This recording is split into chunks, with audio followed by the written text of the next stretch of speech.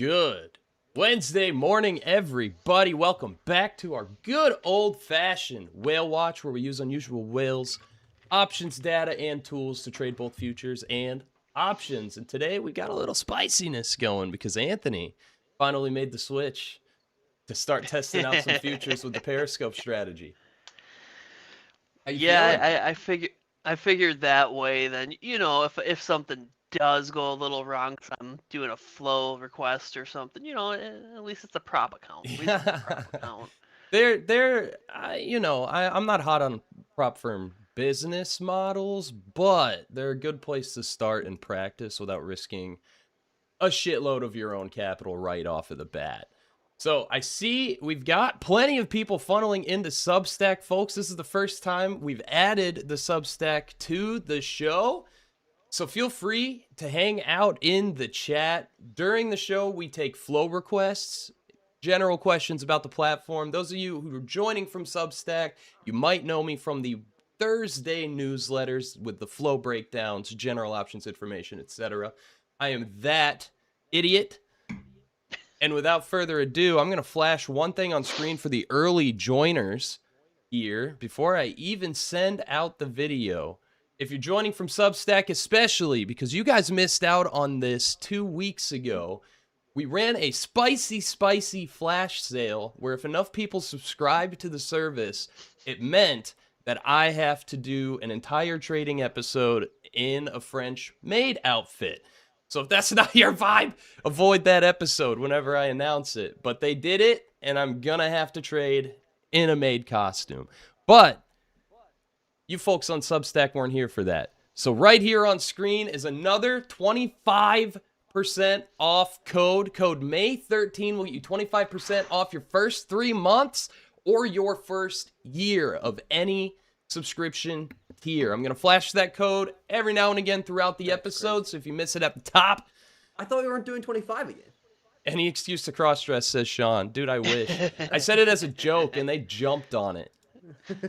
They jumped on it. No hesitation, nothing. It is what it is. You also pitched it, no hesitation. You've been talking about that thing for months. Yeah. You hey, man, it. anything to No make one sale. forced you to do this. Lair, if you're on mobile, maybe that's part of the issue. I'm not sure. This is our first time doing Substack, and I'm going to be honest with you, the segments were wonky just to start off. But we'll be keeping an eye on chat. Let us know if you have any options contracts you want to look at. Again, that code on screen, May 13, gets you 25% off any subscription tier for your first 3 months or your first entire year on the annual subscription. All right, what we like to start these shows off with is a little bit of pre-market prep. We like to look through open interest from the prior day to see how much volume carried over, what contracts are still interesting. So I'm going to cut us over to that screen. We've got Anthony's thing up top. I'm going to leave that code down here at the bottom for now, and then I'm going to let Twitter know we're live. But Deals boy on code the, is May Substack 13. May 13. May 13. Right there.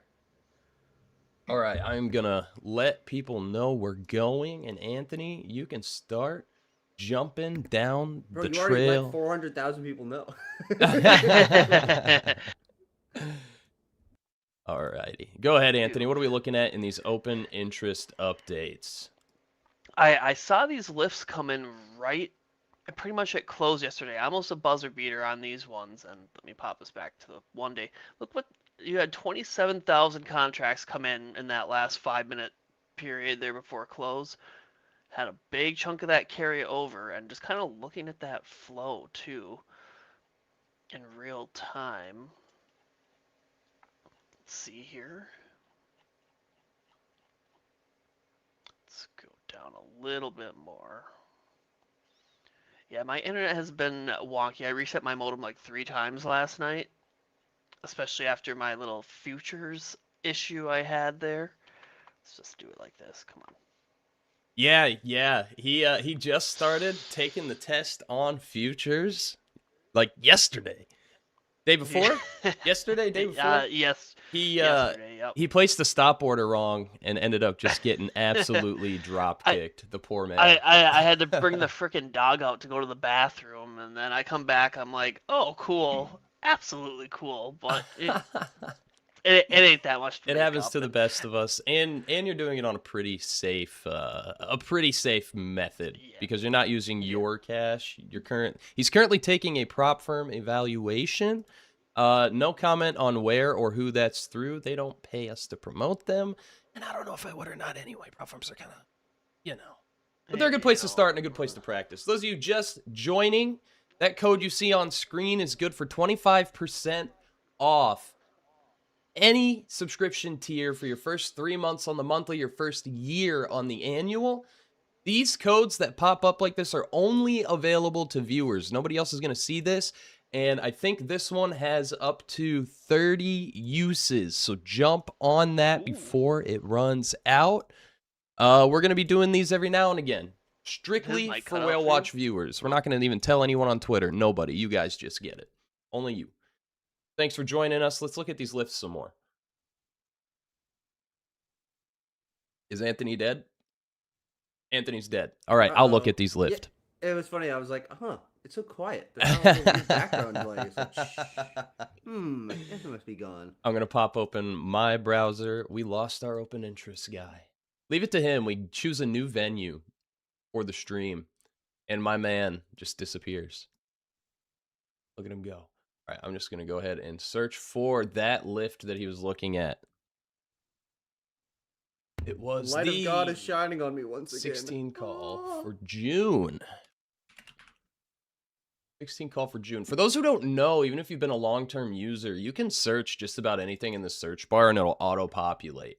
Like open interest. That'll auto-populate every article we have on open interest, as well as the open interest change feed, which is what we're looking at right now in Premarket. You can literally just search in that toolbar and find pretty much anything on the site. It's a dynamic search tool, and it saves me a lot of time, that's for sure. So we're looking at the Lyft $16 call for June. Oh, snap. That's a shitload of carryover. Basically, the entirety of that position. Let me full screen this so it's a little cleaner. Right. I'm actually going to go directly to the flow feed where these came in and start looking at a little bit of how they were filling. A bit of a buzzer beater. These came in right at the close. Literally right at the close. A lot of these big orders started about 2 minutes before close, and it trickled all the way up through market close. And we're looking at almost 28,000 volume that transacted predominantly ask side. And the vast majority of that carried over. So we have all of these new positions right at market close on Friday, and every single one carried over. Let's go to lift overview. Yeah, you can even see all day during the day, despite lift kind of rebounding from the early morning dumperoonie do from 14 bucks down to below 13.30 per share. No call premiums were really entering the market until right at close. So it being a buzzer beater like that, they've got a little over a month of time. When is their earnings? Let's see if we got any crossover with it.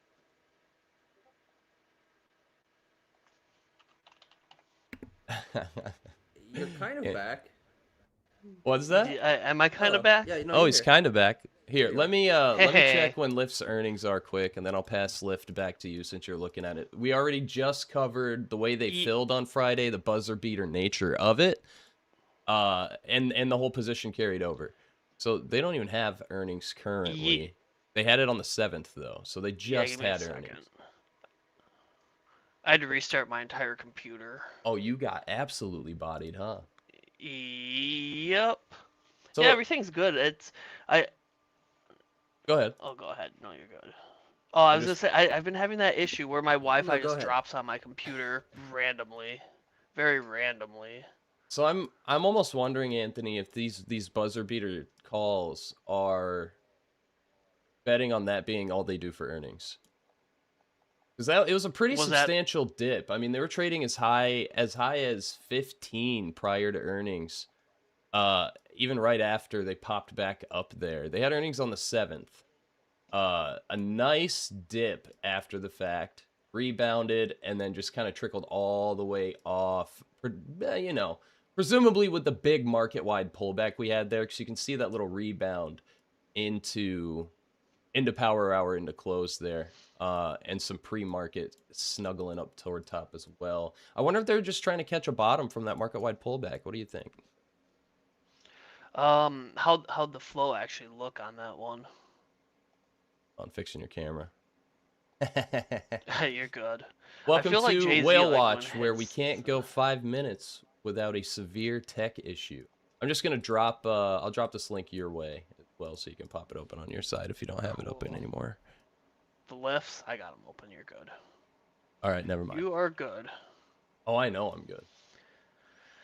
All right, let's see.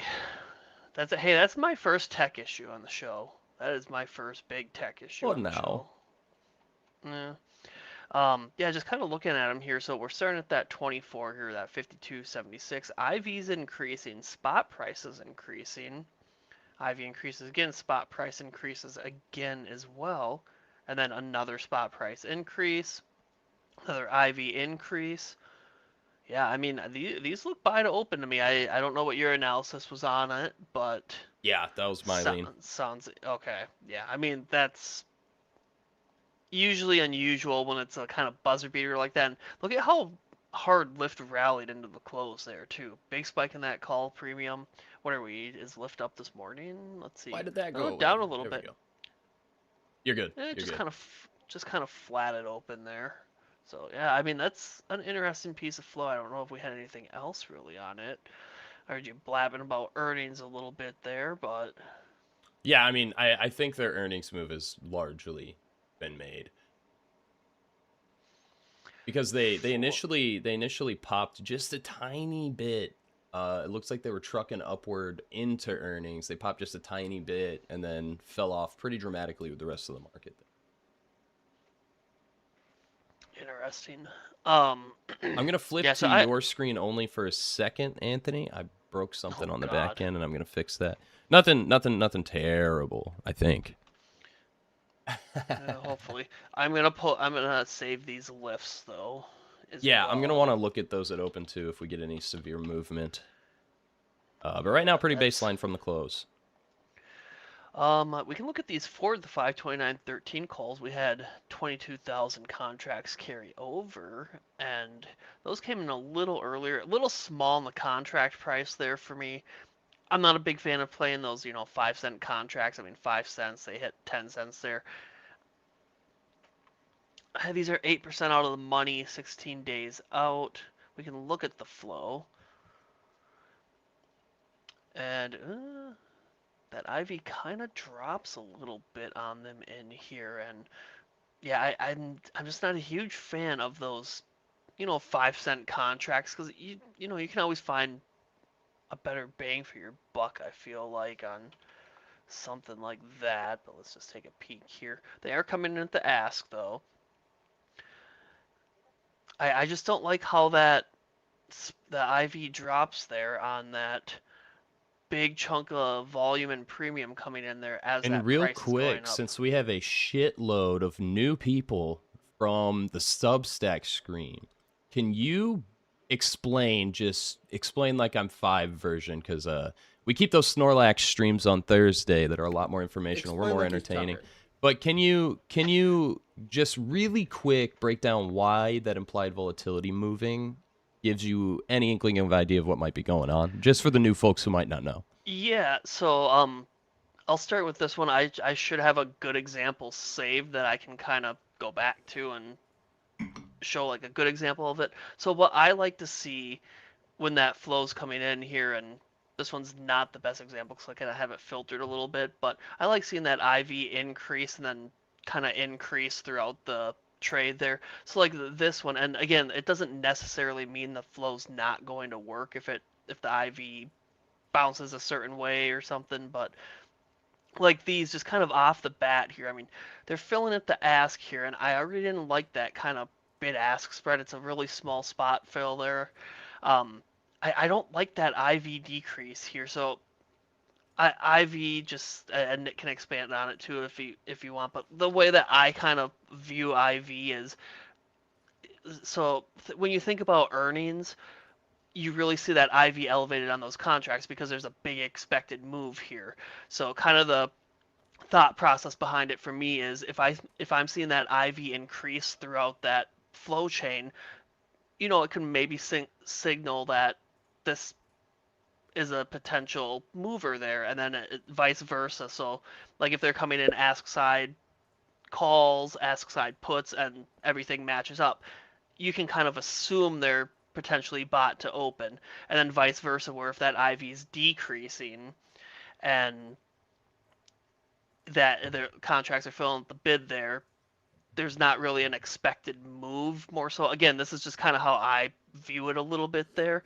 IV kind of comes from the pricing of contracts as well too. That's a really deep dive if we want to go into all that stuff. But like here, and I pay attention to that price too, what that stock is doing. Like to me, if that IV's going up here, like I'd like to see an IV increase here because that price of Ford is going up at the time there, and you're seeing that IV decrease there. So that's just something that kind of catches my eye. Let me see if I have one that's kind of saved here that might be of interest. Well, like this is kind of a good example here. These Amazons came in a week ago, and again, this isn't 100% a science. It's not going to work every single time. It just helps you get clues on what could potentially happen there.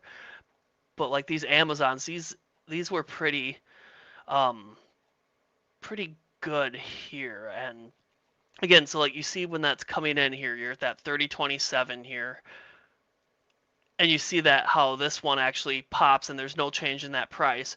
Your spot price technically increases. Again, this isn't above the ask either. Just treat this at the ask here, and your IV increases. So like this looks good, but again, so far these have not turned out at all. And a little longer term on those, but I mean, I got some of these and I ended up cutting them. I don't like holding through that much drawdown because you truly don't know what's going on there. But like these let me pull them up. So like another good piece here, like these spy calls that we found on Monday are another good example of a good IV increase, and this is probably a really good example because we had a couple of increases in here.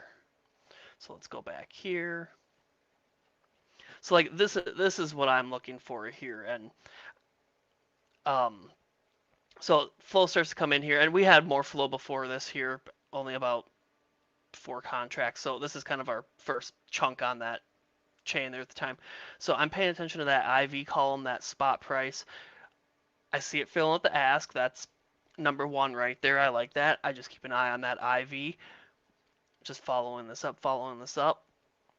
And then again, we're starting to get that repeated hits ascending fill. You'll see that spot price increase up here, but you see that IV increasing as that price is going down on SPY there. So, that's just something that kind of catches my eye, and that can also be due to all that volume going into the contracts as well, but this is why you look at the full context of that flow.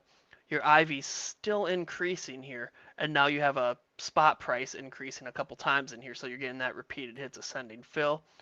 IV is continuing to increase. Again, you got like 4 IV increases so far. Spot price is continuing to increase, and then you get your big size, nice IV spike here, and another spot price increase there. So these aren't filling right at the ask here, but just kind of basing that off that prior context.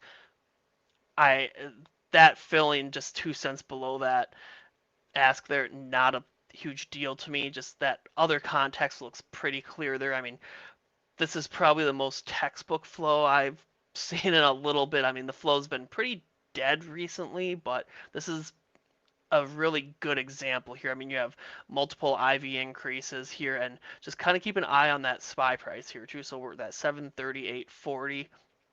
We only move about 3 cents in there, and that IV's increasing that entire time. Spot price is increasing. That is I'd consider that probably a textbook piece of flow there, minus the stupid little one fills there. But for the most part, yeah. Like I don't know if I'd be all that worried about those little guys. Yeah, you think you have the most perfect textbook piece of flow, and there's one stupid little thing in there. But like this doesn't bother me. Now, if this was coming, if that 43,000 was one of these here, that's something that would draw my attention there. But these, I would highly lean buy to open on those there. I don't know if I have any bid side examples right off the bat here If though. anyone in any chat saw something spicy yesterday or even Monday that we didn't do on Monday's show, feel free to drop it in and we'll take a look at its open interest profile as well. The pre-market session that we do is pretty chill. We just kind of hang out, man. Give the early joiners a chance to get that code before those folks that come in at 8:30. Again, May 13, 25% off any subscription tier for your first 3 months or your first year. Yeah. Can't argue with that. Can't argue with that. I'm just going to check these Amazon puts here that are coming at the bid. I'd like to find a good bid side example. I don't have any saved. I mean, So that's a pretty clean bid, Phil. Yeah. Yeah, so like good example here. So again, this one you can actually see where I pay attention to not the entirety of the flow around it, but I just like to see the contracts, the very close proximity of it there. Like you have your IV decrease here. These are filling with the bid. IV's staying down here. So now sometimes you'll see a little spike here. I just like to see where those are being filled there. These are being filled 1 cent over the bid there. Not a huge issue there. Still leans on that bid side there. And you just see how we kind of drop off there. And again, we probably not related here because it's very small size, but I just like to, see that flow around it, just see if there's any other large orders that potentially could be related to it. Again, we don't know for sure if anything that's not that timestamp isn't related to it, but you look at as many data points as you can too, especially on those. So like these are 1% out of the money. Like that's pretty ballsy to short. I'm not a big fan of selling premium at the money. And I gotta show you something too, since we're talking about selling premium. My AMD calls are looking. My call sales are looking good there. Oh yeah, I forgot you big yeah, dicked and sold some calls with them. Yeah. Look at that. Look at that. I mean, like that's just kind of knowing though, understanding Greeks there. And I sold a lot of premium kind of the last couple days, like these Intel puts that came in on Friday. These looked really good. Again, so good example here, like when you see people say it's ask side there, buy. Not necessarily. Look at these 70 puts that came in at the ask on Friday. They're 44% out of the money for weeklies. We even had that, 7% drawdown on Intel yesterday. These didn't even move. I mean, this is a clear premium grabbing. I mean, this whale about 333 there, plus 2.6 there. So, I mean, that whale pocketed 500K over the weekend just by selling those very far out of the money puts. And, dude, Intel has just been a success story of the year.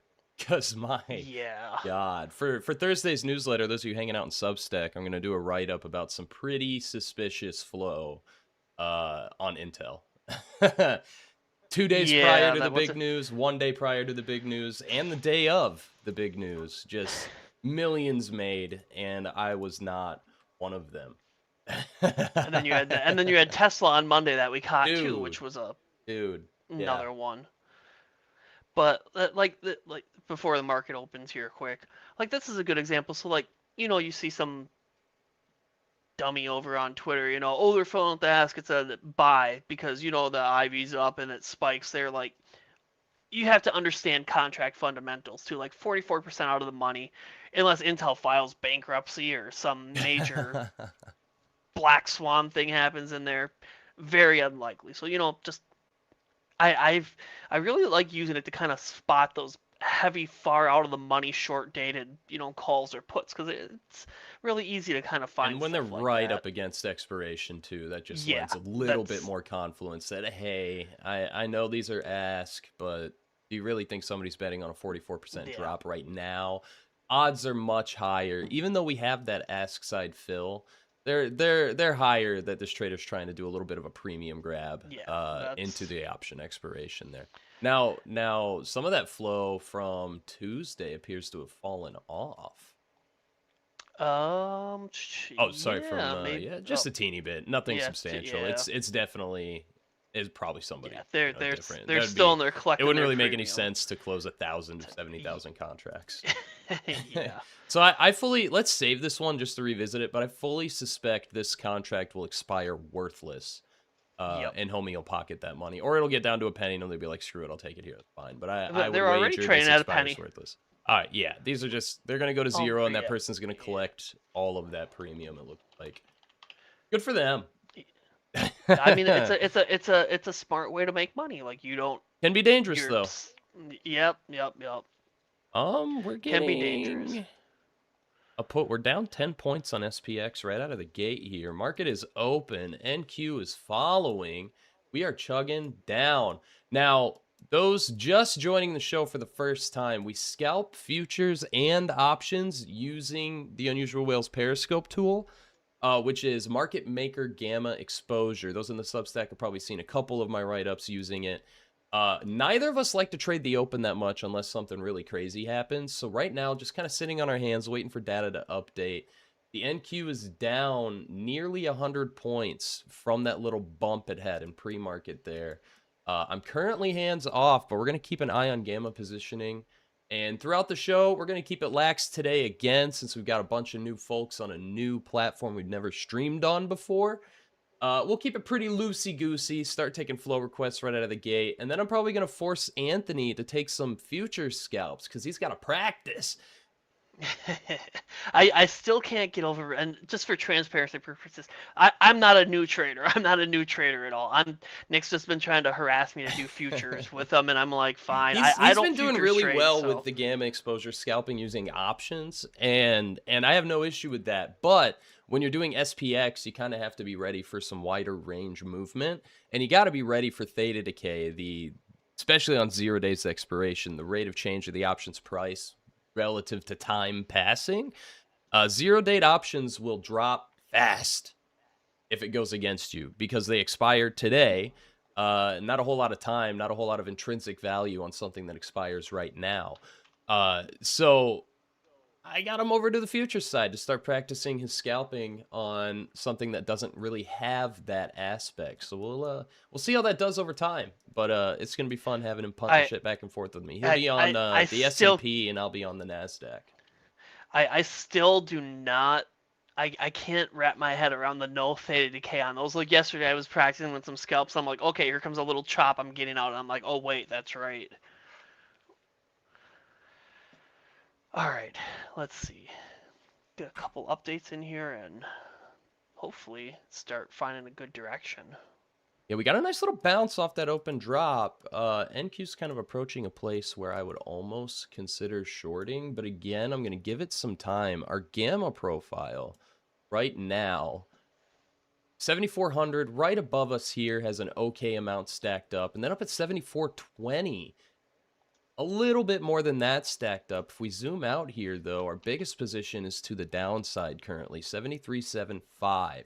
That has tapered a bit. And right off of that drop, we've also got net call premiums rising a bit. But as you know, very often in the morning, I give that some time to update. I don't much like buying into the hype of the first move you see on Market Tide there. Plus, sometimes the amount is pretty low. So right now we're only sitting at 17 million net call premium, which sounds like a big number, but when we have really spicy days, I think last week when we had that crazy uptrend, we had like 153 million net call premium like right out of the gate. And that was an unusual day. Yeah, we had some clean setups last week. Had some clean setups this week. Yesterday was a little, just kind of both ways, it seemed like. Just kind of one of those mixed days. I like those days when you just have heavy positive gamma up one way and then there's no negative gamma. Just one of those nice little trend days. Love just those one days. of those days. Let's see. Filters are pretty quiet out of the I'm still gate. Fighting with my account here. Trouble logging into it, but I'm gonna keep going. Oh, you're fine. You're not. Well, on much. my trade evade, that is. I'm just checking my daily gamma. If it doesn't log me, if I can't get logged in, I'm gonna support a ticket to trade evade, and I will have to do fake money to show the strategy. But we'll see. Boy. I would really rather not. Well, good thing I've got a futures account. You do. Just trying to see how that daily gamma moved here.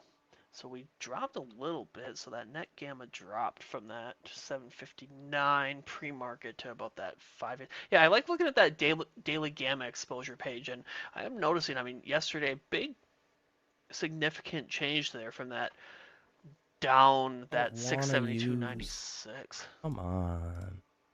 Sorry, I'm not pissing cooperating. and moaning because I can't get logged into my Tradevate account. Oh, you're good. I'm just trying not to have dead error here. So I'm Oh just yeah, kinda, fair like, enough. blabbing. Yeah. And I had my Periscope up too, so they couldn't even see what you're talking about.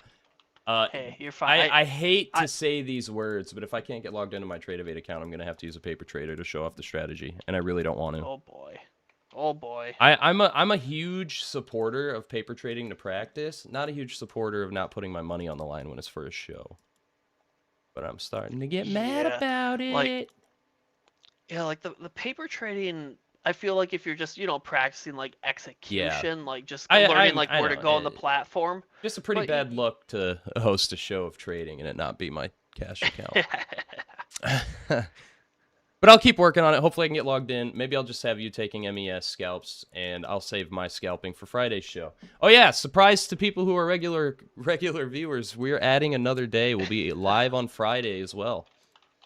Looking for some spice. This week? Yeah. You didn't tell me that. Yeah. Well, I guess what? you're just learning as well. You didn't tell me that. I can't do that. Bruh, you gotta tell me this ahead of time. I know.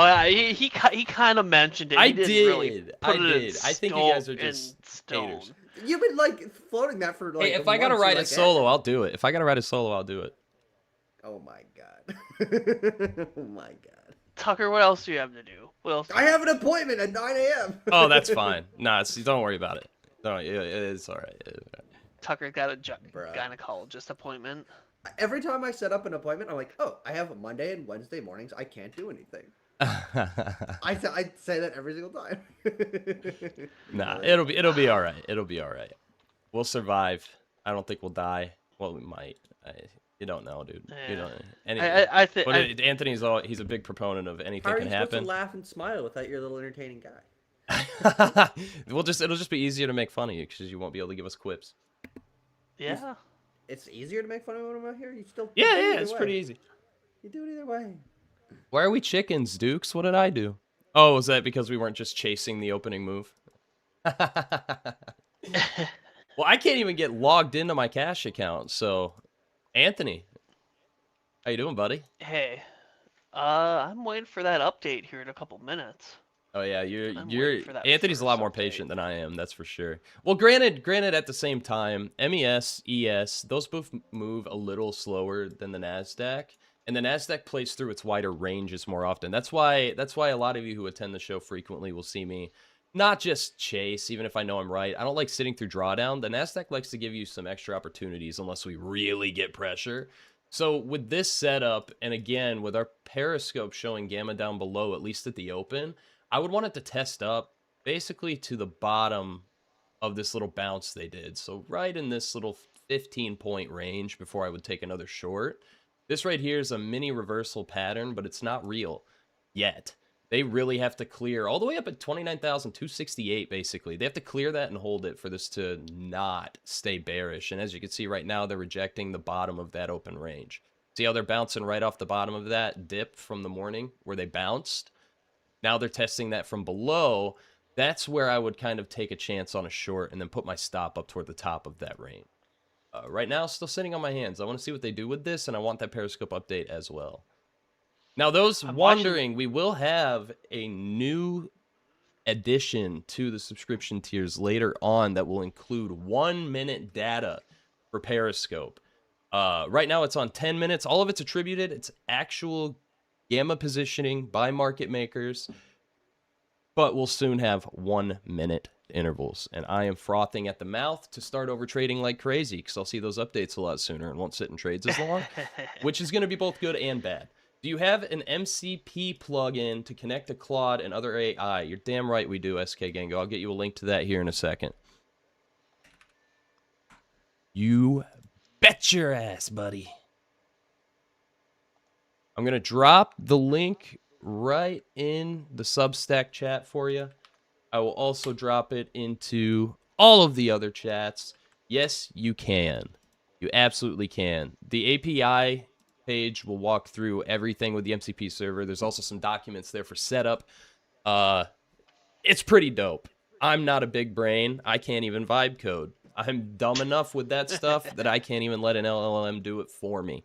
You got But no that code vibes, should bruh. also apply to API subscriptions if that's your bag. Again, code May13 for 25% off your first 3 months or 25% off your first whole ass year. I do believe that code should work on all subscription types and tiers. Only available to viewers. Nobody on Twitter or the extended universe is going to get that. Just you homies hanging out with us today. No one else. What are we looking at here, Anthony? Look at that wide. No, this is worth talking about here. Look where we are. This wide negative gamma zone. This is also another reason I didn't chase to the downside. Even though we have that heavy positive gamma there, when I see these wide ranges of negative gamma between two areas of positive gamma, I'm expecting some support and resistance to ping here back and forth, with that ultimate target still being the biggest gamma exposure level we have to the positive side. They can test up pretty high, just like I said when we were looking at NQ. They can test up pretty high and still say bearish. So I'd be looking at possibly 7,400 evens to try to take another stab at a short there. Yep. But for now, the general premise of this is they could squeeze right through this negative gamma zone as market makers buy into that move. But right now, the trajectory is to the downside. I'm looking at these levels currently as resistance until they show me otherwise. But yeah, general premise, acceleration through negative gamma zones, support, resistance, and targets the green. And I'll sometimes use the heaviest positioned negative gamma as a target as well. Just kind of feel it out. Ooh, we're getting that bounce. Yep. We're getting that bounce. I might size in slowly here. I think I might just buy a couple, and then I might size in if we hit that 7,400. I'm going to do it. I'm going to do You're gonna it. short right away? I did it. I did it. See, now this is where I get testy with ranges. Right now, I like this entry. You're testing the bottom of that little flaggy poo they bounced off of in the morning. Your stop might have to be kind of wide on this one, though. I wouldn't hold it through that. You know me, I'm in and out fast. Yeah. But I would say that 74.25 area would be a good stop. That's the top of that prior range. They're rejecting that prior range now. This isn't a bad spot, I don't think. Are you on the 1 minute here? All right, we're kind of coming down on the last 1 minute candle there. What I like to do is see how it reacts, and I tend to trim my stop down after that 1 minute closes with a stop above the prior high. But that's just how I do it. You can do whatever the hell you want. I take really small losses repeatedly and then add into my move. I don't like sitting through drawdown even if I know I'm right. It's just how my brain works. I'm a spaz. It is what it is. But I don't hate this entry. You're kind of short on the bottom in a little bit, but I don't hate the entry at all. Well, I'll show you what I did yesterday. So I went in here. I went to do that stop limit. Oh, you did a stop. Yep, you added to your position, my man. Oh, okay, that's why. So I just straight up use the dome and the chart itself. I don't do those. See, if you put that stop limit down there, your position is gonna double because you're already in a short. That's why. Yeah. Now, the stop order you would do is up above. You would right click if you go up top, wherever you want your stop to be. Just right click, and then you'll select buy stop because you're short. There we go. That's cool. Okay, now I'm just gonna move that up a little bit here since we are seeing some green. So buy 2 stops. There we go. There we go. See, so that's why I got bent over yesterday. We're gonna get you into the Nicholas short brain mindset. Move that stop above that prior high. Basically right where your red arrow is on your entry. No, up. No, above. Yes. Above you. Yes, up there. Oh, we're moving down. I'm moving this. Oh, this is nice. This is a nice move. See if they give you a new low of day. I would maybe trim 1 if they hit new low of day, and then see if they send your runner going. Let's go. This is a good trade. I will trail this baby down all day. I told you that was a beautiful entry. I trailed to the 1 minute with futures just because MES even can give those annoying back tests that'll wick you out. But this is a good trade even where that stop is. This is a good trade. Anthony's going to go 1 for 1 on his first show futures trade, homies. That's gonna stop you out, I think, right there. But Hey, that's that's fine. a good I will trade. take it. Hey, we're still going. We are still going. Go ahead and scroll in so people can see the candles a little bit. Yeah, there we go. Get that new low of day for my mans. Oh, Keep going one down tick. here. I'm going One right tick away there. from new lows. We're gonna hit. We're gonna. Ooh. Yeah, market dope. That's where I learned from an old floor trader for scalping. This is the shit. Yeah, right above that candle's perfect for these scalping. Trim one. Let's not be greedy here. How do you trim one on Just here? go down and change that 2 to a 1 and click buy market. Okay, so okay. They might get you on this bounce here. Yeah, that's fine. I'm just gonna That's let it fine. get me. I'm just gonna this let is a it good get me. trade. I'm just gonna. Good Hey, trade. I'll Good shit. take it. I will take it. That was a quickie poo. Nice little 7-ish Look at that, points. Nice short. I think it's got more Oof. room. But Yeah. that was a nice short. I'll dude. take Good job. it. Good job. I will take that. I will take that. Good shit. Made up for myself. It's a lot less nerve-wracking when it's not my account, I gotta say. Yeah, well, and when it's not your money, it's a little less less nerve-wracking too. I'll tell you that. Right. Oh, see, it's hard for the stream, but man, I wish I could have super dashboard with trading view in there. Or you could have that up on the side, but yeah, that was a nice short. That was beautiful. Yeah, and they're coming up on that positive gamma level we were looking at as the full target there. Not quite there. They got about 9 points to go to tap it. But that's if you go on the Unusual Whales Instagram, there's a short of a future scalp we took on the show. And it is me missing my profit take by literally 1 tick. And then I had to sit through like half an hour of bounce. And so I've become pretty married to the idea of close enough. Those extra 5 points would have been an extra $25 on that trade, but close enough, man. We don't have to sit through unneeded drawdown. Close enough. Man, barely any drawdown on that either. I mean, that thing is just dropping. Hey, I'll take it though. You can't. You know, hindsight's gonna always be 20/20. Hindsight's gonna always be 20/20. And brother, with futures, it's just as frustrating as it is with options. when you watch your position keep going without you. And what's funny, actually, I just want to point out how I trade, even though I can't get logged into my damn cash account. This bounce here was the most beautiful entry on the NASDAQ as well. See how we came up. Here's that pre-market range from the bounce off the bottoms. We came up and tested the bottom of that perfectly. Let me hide this shit so you can see what I'm looking at. Oh, not that. Go away. Nope, not. Where the... Oh, my God. It's a custom thing that I had to put in myself. And there it is. Jesus, I'm blind. My God. So where this tested is exactly what I look for when shorting. This is that little chop range into the open that they lost as support and then ate shit for a little bit there. On the bounce, they tested the bottom of that range and rejected. This green candle right after that would have been my entry on that short. Now, I'll let chat decide. I don't... Again, I'm a big proponent of using paper trading to train yourself and to practice your strategies.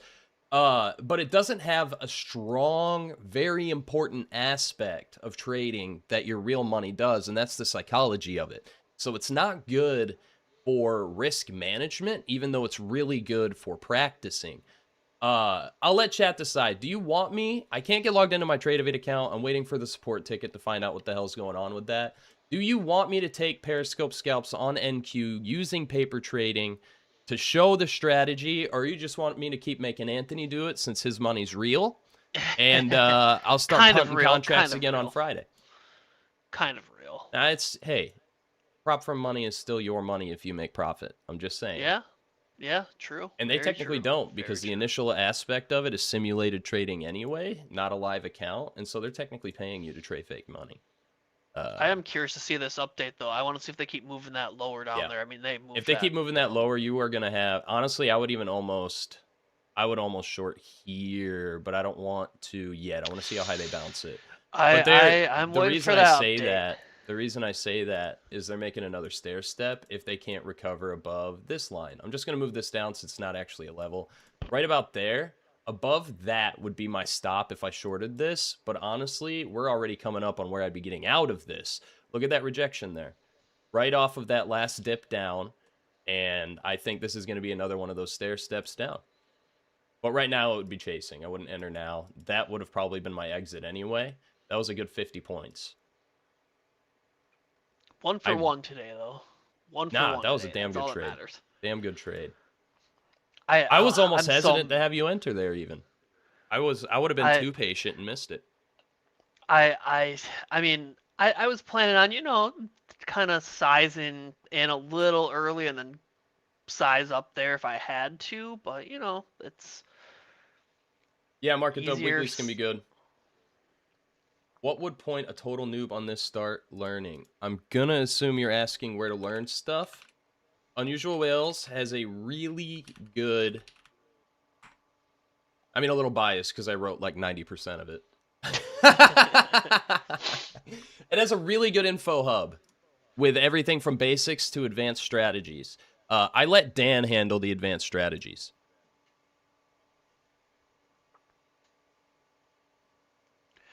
I'm too dumb. Right, we should begin our update here any Yep, in second just a as minute. well. Dude, I'm frothing at the mouth for 1 minute intervals. It's going to be great. All right, everybody, we have a few more uses left on that 25% off code right up there at the top. You get 25% off your first 3 months on monthly. Any subscription tier, you get 25% off your first annual for your first year on any tier, any subscription type. If you're an API jabroni, you can use it on that. If you're a Flow jabroni, you can use it on that. If you're a Periscope jabroni for the gamma exposure, you can use it on that with the Retail Pro tier. This isn't available to everybody. It's only available to WhaleWatch users, and we have a couple of uses left. So use that shit up because 25% is not a common occurrence for our site. I think our sales are like 15 to 20 tops when we have site-wide things. Look at that flip. Yeah, let me... Interesting. Go ahead and flip it to all. Let's see what all expirations are doing as well. Same shit, but look at the build up there. Look at the build up there at 73.75 again. I'm still eyeballing that.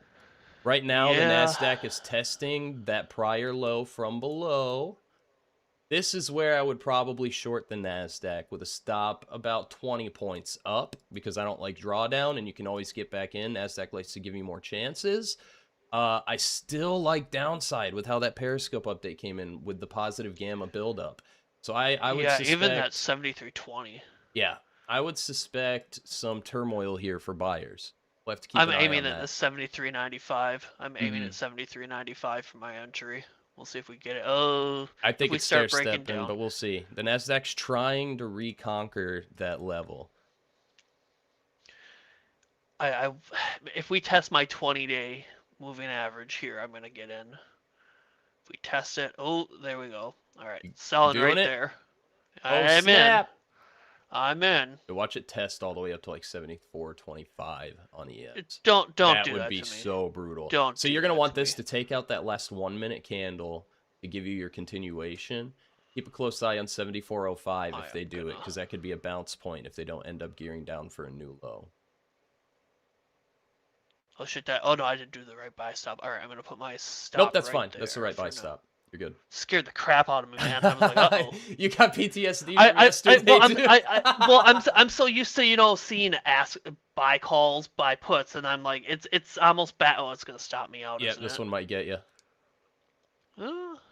Let's see. Ooh. You want that rejection to be firm to give you another stair step down. We do have a little bit of a pop in net call premiums, but it's not substantial. Keep an eye for re-entry if this one tags you, but you're already in green for today. So that little guy, you're just paying the market for a little bit of information there. In no way did you offset that last win. You're still vibing. Don't sweat it. Don't sweat it. Let's see how high buyers can take this. 73.95. So what I'm looking at here is these net call premiums. What I would rather see if I want to get bullish is I would rather see those net call premiums rising while we're going down. I would like to see an inverse relationship between equities and what the options are doing. Right now, everything's just moving in tandem with actual price action. We're not getting anything preemptive in the net premiums here at all. Net put premiums are falling slightly as we rise. Net call premiums are bouncing slightly as we rise. Nothing doing there for me. It's not super exciting on that regard. I would rather see us bounce with net call premiums going down still to kind of signal me that the options market isn't really buying the bounce yet. So I'm not really too concerned about net premiums yet. I am, however... it's not even my real account. I'm so pissed off I can't get logged. I'm going to check my email quick and see if they got back to me. I don't want to do it on a paper account because it seems disingenuous, you know? Yeah, it's tough. Oh, and of course, no, we're getting our little drop Yeah. there. There's a drop that we wanted. Yeah, I'm going to pop up in my chart to show where I was going to enter on this right here. I mean, I could start doing it just to show that the strategy's sound, but it feels really disingenuous when it's not money. So I'm going to wait till Tradevate gets back to me and fixes my shit, I guess. But right around down here, 125 would be my first target. Because that was their mini rejection trying to bounce up the first time. But my full target would be a new low. So right about here-ish, the 130 to 125 area is where I would take half of my position off. And then I would hold the other half of the position for a chance at new low of day, trailing my stop to the 1-minute candles. I'm a very short-term scalper, especially on the NASDAQ. So here I would want to see a rejection of this prior support without taking out that prior 1-minute candle. Imagine we're in half a position here. We already took profit on half, trailing to the 1-minute to practice sound risk management and not give it all back in one fell swoop. See what they do here.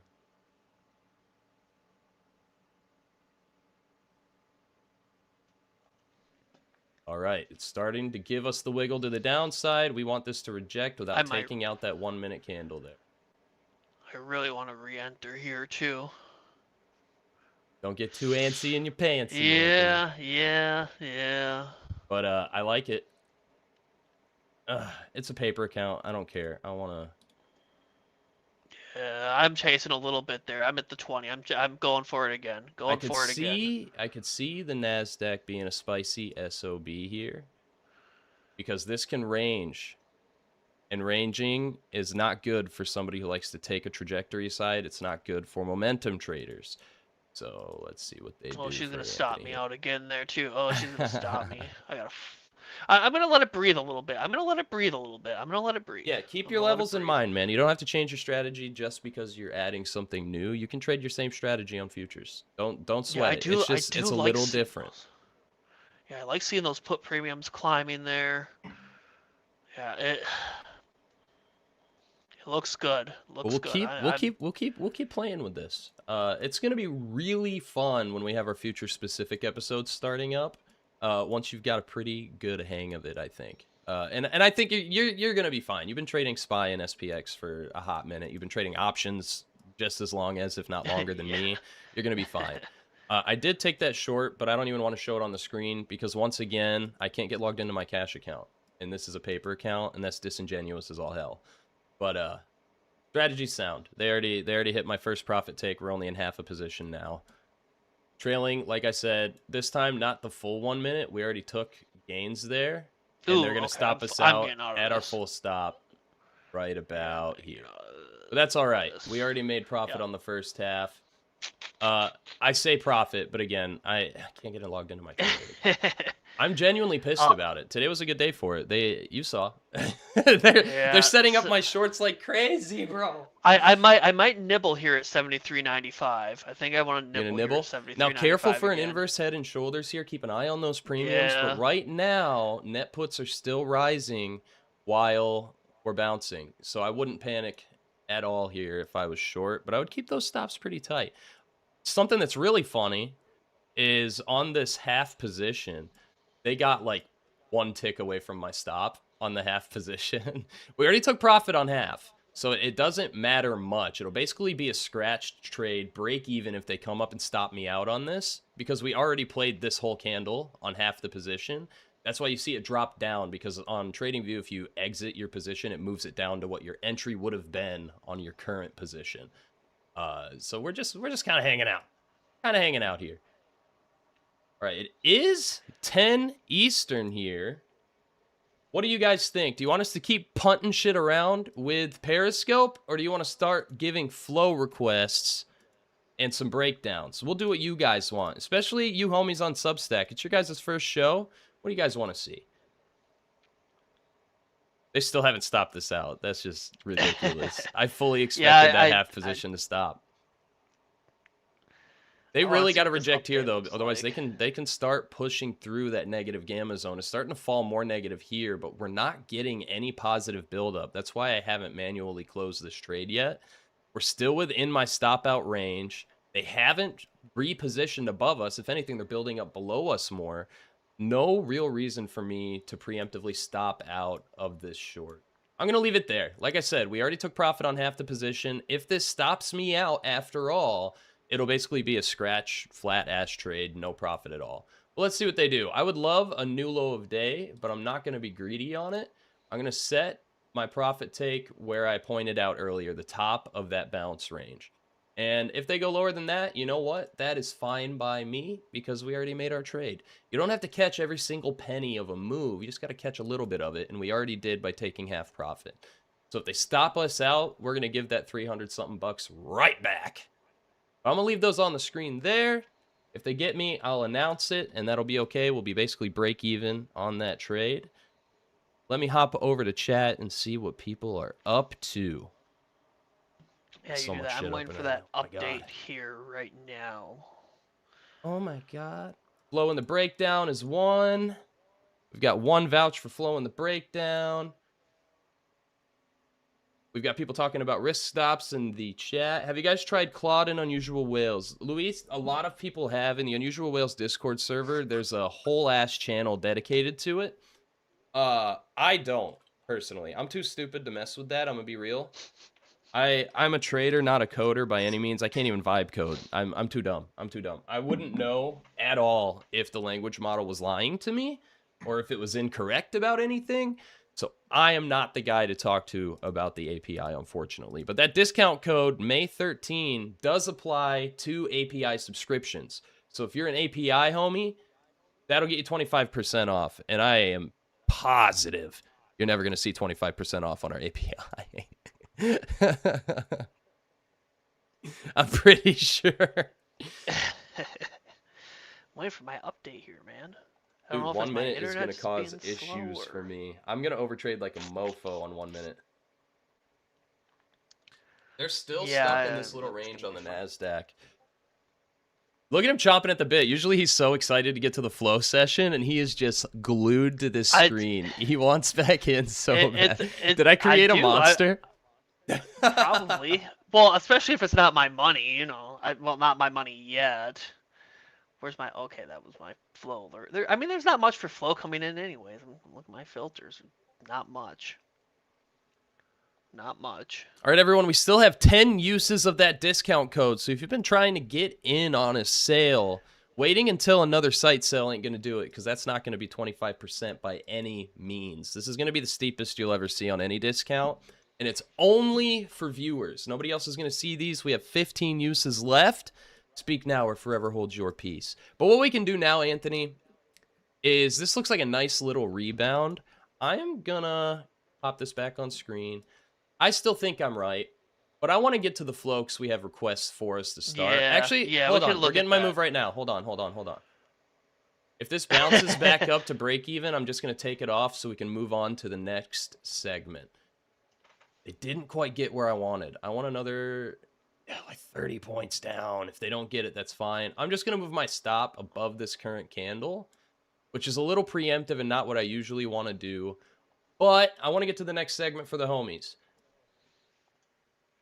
I'm just going to let that play out. Let's jump in, everybody. If you have any flow requests, preferably a contract, if you have a specific contract you want to look at, but if you don't, we will take requests for just generic tickers, and we'll break it down to let you know how we're feeling. Waldo already on top of it with EOSE. Hey, Google, YouTube's not doing that annoying-ass thing where it translates it to a random language for no reason. So that's good. Hey, cool. Maybe that's gone now. But EOSE, take it away, Anthony. What are we looking at in here? Yeah, I'm And they looking at did the finally stop me premiums. out on that last candle. So I'm just going to cancel everything here and we'll jump back into something if it presents Make itself. But sure I have everything let's start some canceled too. flow Yeah, we're all reviews. Let's start the canceled. fun stuff. Yeah, our EOSE here, so up 9% on the day there. A lot of ask side call premium Yeah, come in here. which makes Nothing really sense. puts. That Yeah, dip is substantial and it's still up 10%. That's what's kind of funny about that. Look at that open interest. Do we have some yeah. preemptive shenanigans going on? I bet you we do. It would not surprise me. Let's just see when it kind of started coming in here. Maybe not. A lot of contracts is changing hands in here, but where did that big chunk kind of start? We had a big 27,000 banger there on 422. Most of that carried over. Let's just kind of see, because I'm seeing a lot of volume and some open interest drops. Let's just kind of pop this back and see. Maybe this fella here, the year 422 there, 32, they got a small little pop. See a big ask side candle there on 424. Let's see. And yeah, I mean, out of the 8,800 contracts traded on the day, you only had 2,000 carry over. So maybe some contracts changing hands in there slightly. Some extra contracts being opened. 428. You had 4,000 there, and looks like decent drop in that open interest, so probably a closure in there, maybe that one, who knows. But our big 27,000 whale, I haven't seen a massive drop in that. 511 here is what's kind of interesting to me, because you have 16,000 contracts here. Only 2,000 get added to that open interest, so a big bunch of contracts changed hands on 511.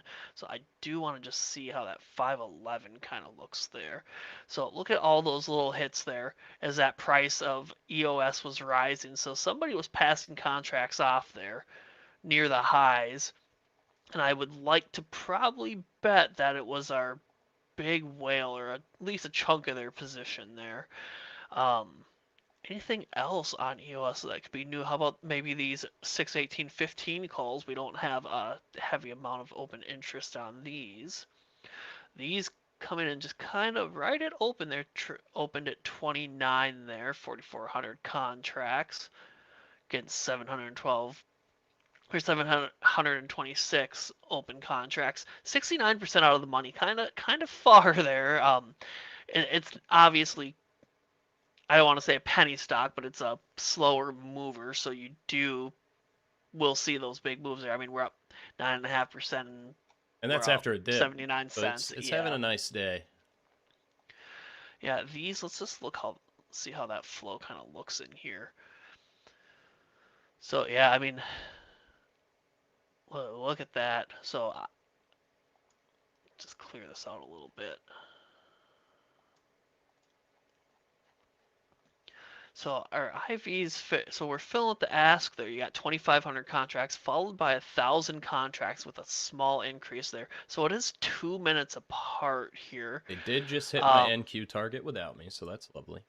Oh, did we? Do I want to see it? Oh no. Nah, it's all right. Okay. Yeah, 69% out of the money. I mean, I'd lean that these are bought here.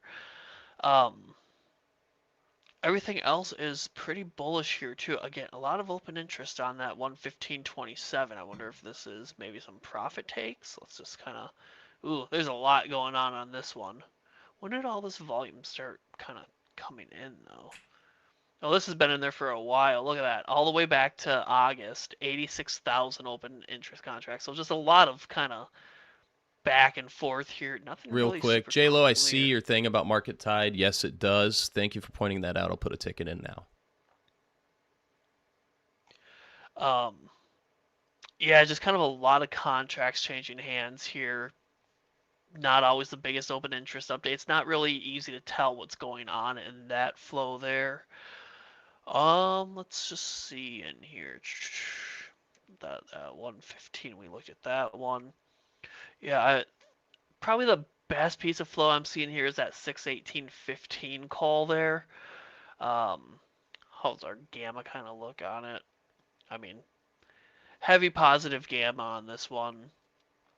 your net gamma looks like it's really on that 10 strike here, so might see a little move up possibly, potentially, to satisfy that heavy net gamma on the call side there. And our expirations, they really like that 515 expiration strike there, followed by that 115.27. So yeah, I'd lean that those are probably buying open on the 618s. Those would probably be my pick if you made me take anything on those. Yeah. Let's see what else do we got here. Tucker sent me another one. NVTS. Thanks again for pointing that out, JLo. Good eye. What do we got going on? Oh. NVTS. Dude, are you for real right now? Holy shit. So for those who don't remember, Substack might. I had a big write-up last year about NVTS contracts that came in before NVIDIA news. And they were like $4 calls and ended up getting exercised when NVTS was at like $10 a share. What the hell am I looking at right now? Why is it at $20? Holy crap, dude. Let's just see. Ooh, look at all that net call premium yesterday on the thing. Bro. Or not yesterday, back on the 11th. Look at that ripper from 16, sub $16 all the way above 20 in the last like week. What the hell? Is this all still off of that old ass NVIDIA news, or they got more? They got more? They got more going on? I wonder. No financial investors. Product partnership. Oh, they got another product partnership this time in India. Yo, like yeah, I mean, just come on, bro. Hold on, I'm just gonna pull up the NVTS chart just to show how batshit this is, and I am 100% convinced somebody knew something on that flow that I saw, because way back here, this giant gap. This is where I was looking at those $4 calls that ended up getting exercised. It wasn't even $2 a share when they came in. What the fuck? And then NVIDIA news broke, and it's just been all she wrote ever since. Every single sell-off gets bought right back up. Here they have new news on India. But just a year ago, this was trading at $2. What? I don't know, man. This AI shit's getting out of hand. Waiting for your bubble to pop there. I was just looking at that Periscope update there. Oh, fair enough. No, you're fine. Look at that, 70. Hey man, I told you that was going to be the rebound for the time being, and they can back test quite far. Earlier they didn't give me my test of 7,400 I wanted. They're doing that right here, right now. I would almost risk it. I'm not doing it. But I'm hands off. That's right fair. Now. Yeah, no. Ending in green is no issue. You're 1 for 2 and in profit. We don't complain. I don't think I ended. I mean, I do I'm complain. I complain so much. I think I'm a little red on the day there, possibly. Really? Oh, did you take one earlier too? I took the big one there, then the small. Oh, the two little. Let me just check. Let me just check. What are we here? Well, we'll look. That's down not 43 bad. on the day. Not bad. Might see another one there. There will be more opportunities. Oh, all right, let's look at NVTS while I piss and moan that there was like a 10,000% gainer that I wasn't a part of. My God. Yeah, so I'm looking at that big spike from 511 right now. Yeah, look at all the calls kind of coming in there.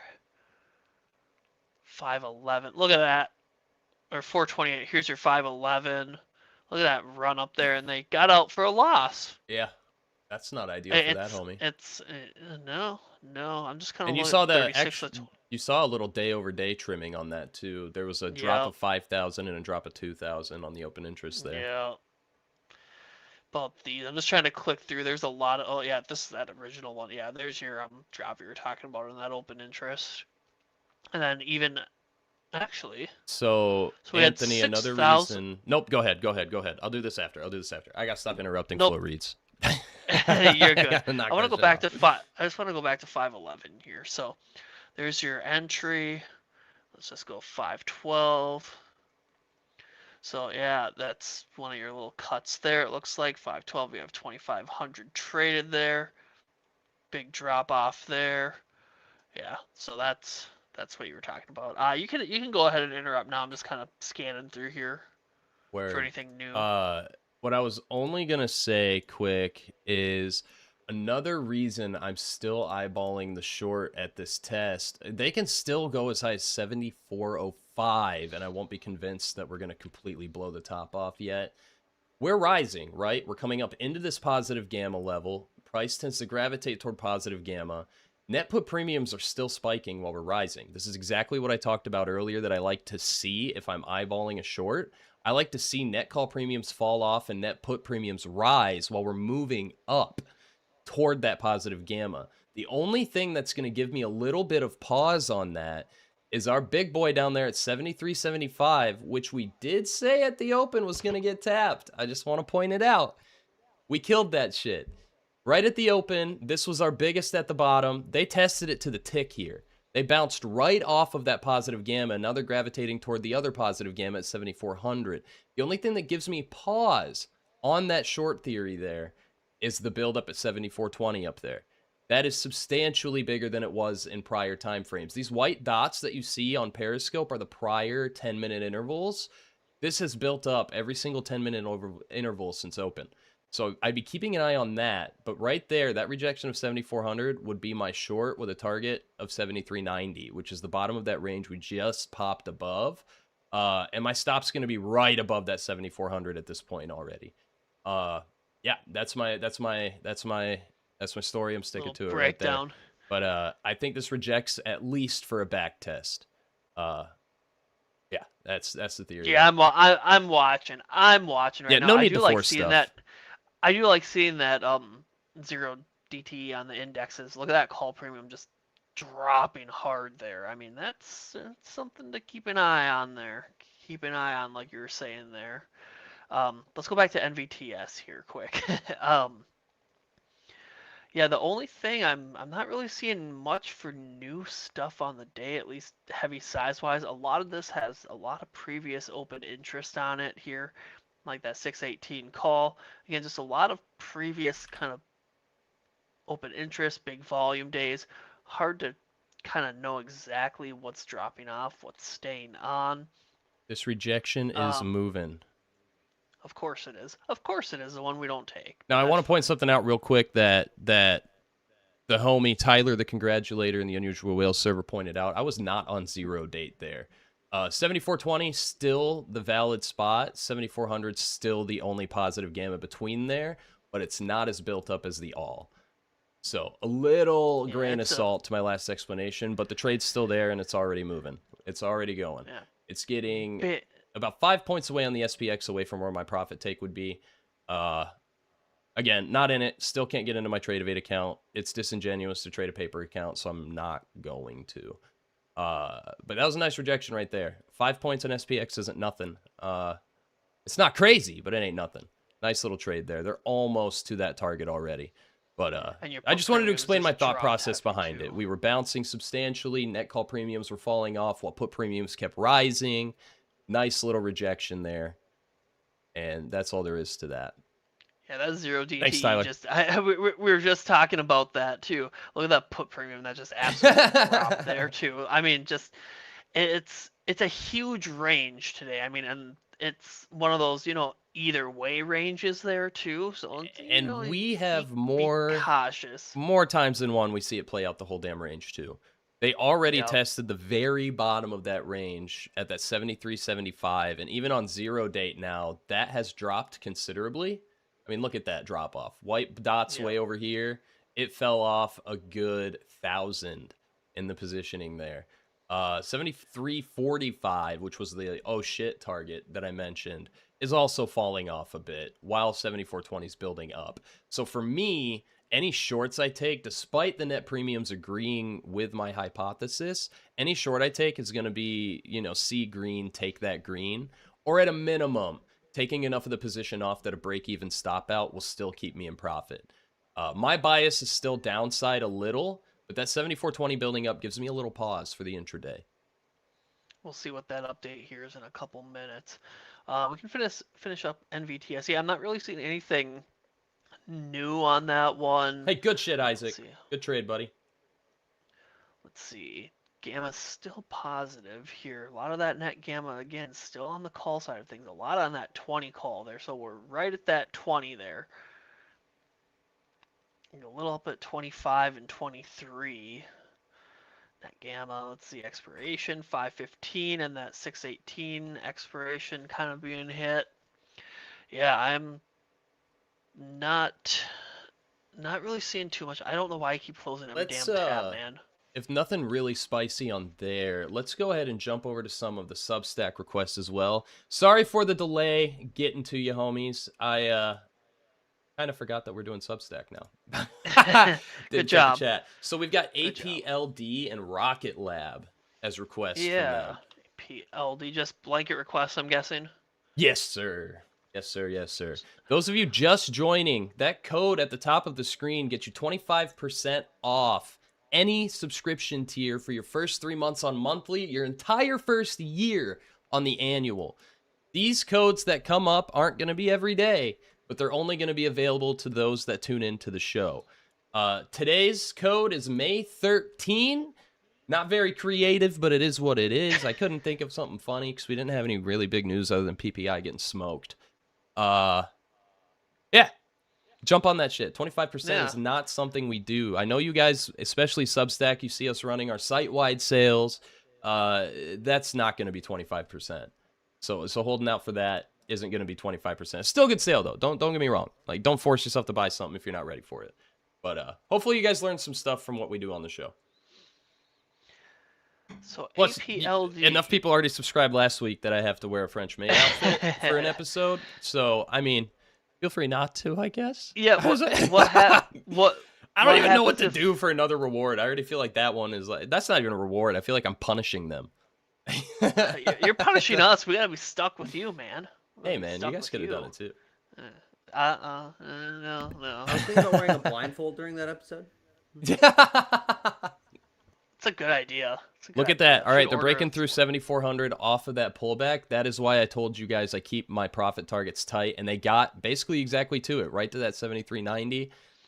Nice rejection off 7,400. They're pushing through it now. I still expect some gravitation towards 7,420. Right here, I would be looking for a new reversal to the downside to get into shorts.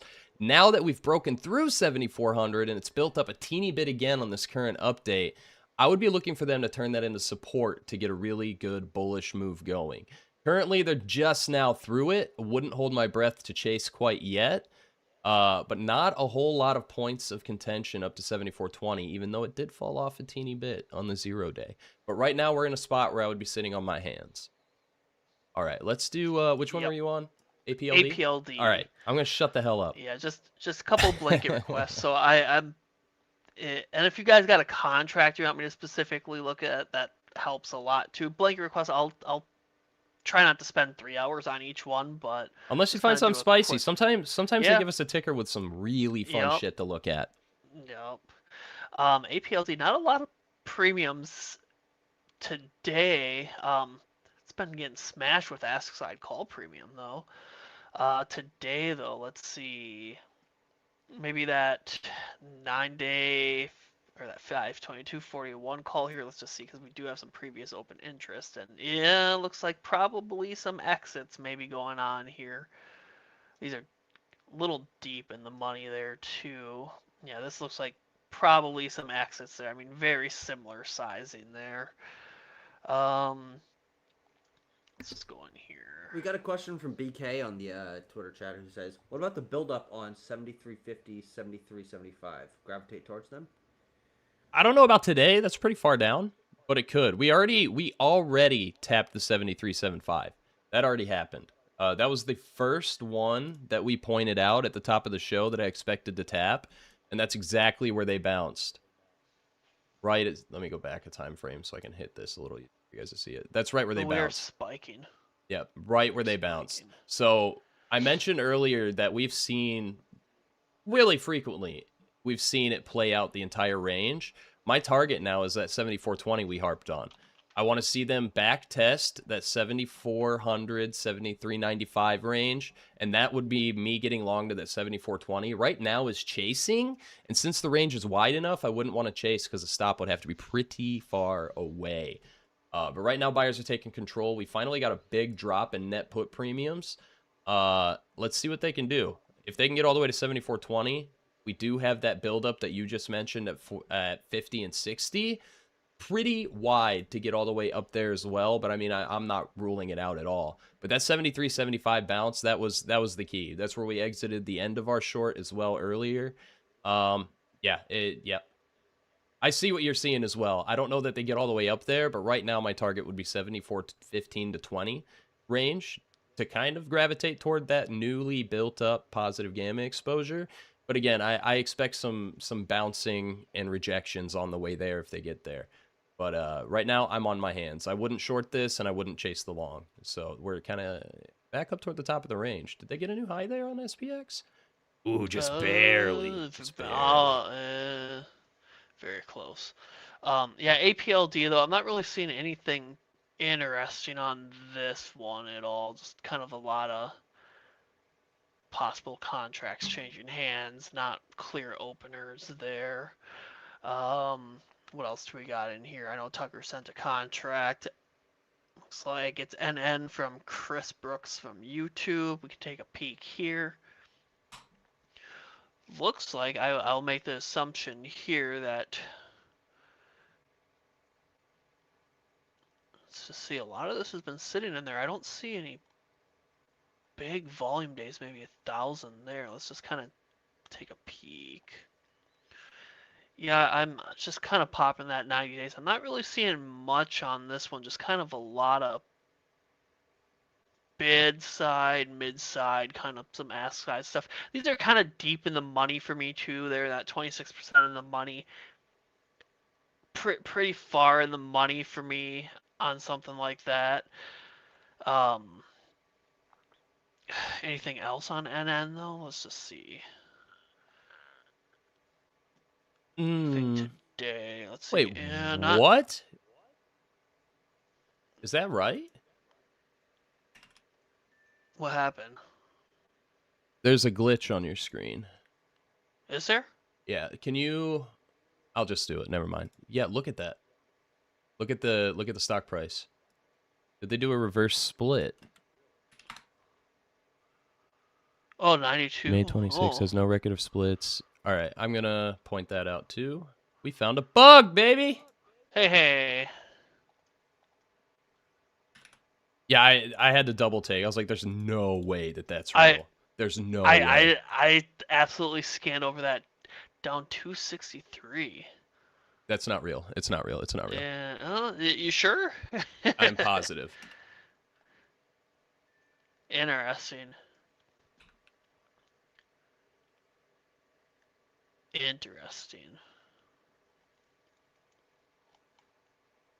You want me to send you the ticker over? No, I already got it. No? Okay. We're good. All right, cool. Yeah, I'm not seeing much on this one here. I mean, your highest open interest names. I mean, they've had maybe this one coming some action on 310. Let's just kind of go back there and look. Again, just a lot of kind of non-directional stuff, I'd say. I mean, a lot coming at the bid. Then you have some bid and mids there. Let's see how these looked in here. Oh, and it's a big multi-leg. Look at that, 10,000. Banger there. And that looks like a roly-poly-oly, buddy. Yep. Yes, it does. So, oof, yeah, look at that. 150 up to 762. Make sure that open interest fell off on the 22 to confirm the roll. This is old enough that we'll know for sure. Let's go back and look there.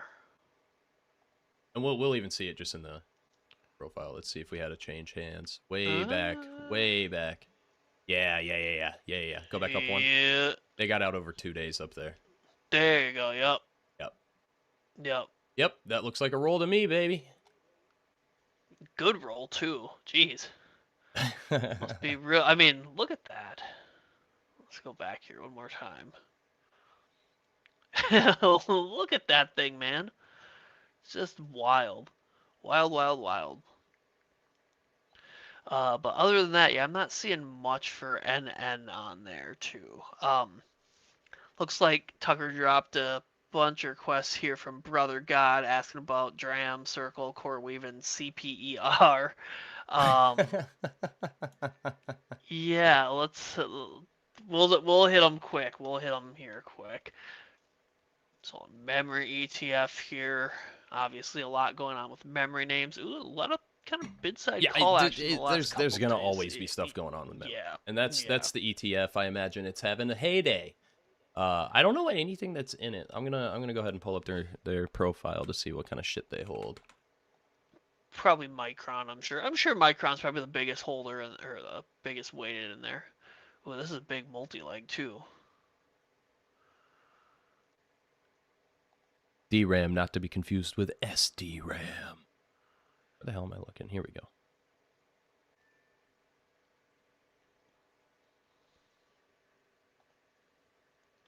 Check here. But yeah, semis, chips, you name it. The AI and the data center shit is substantial.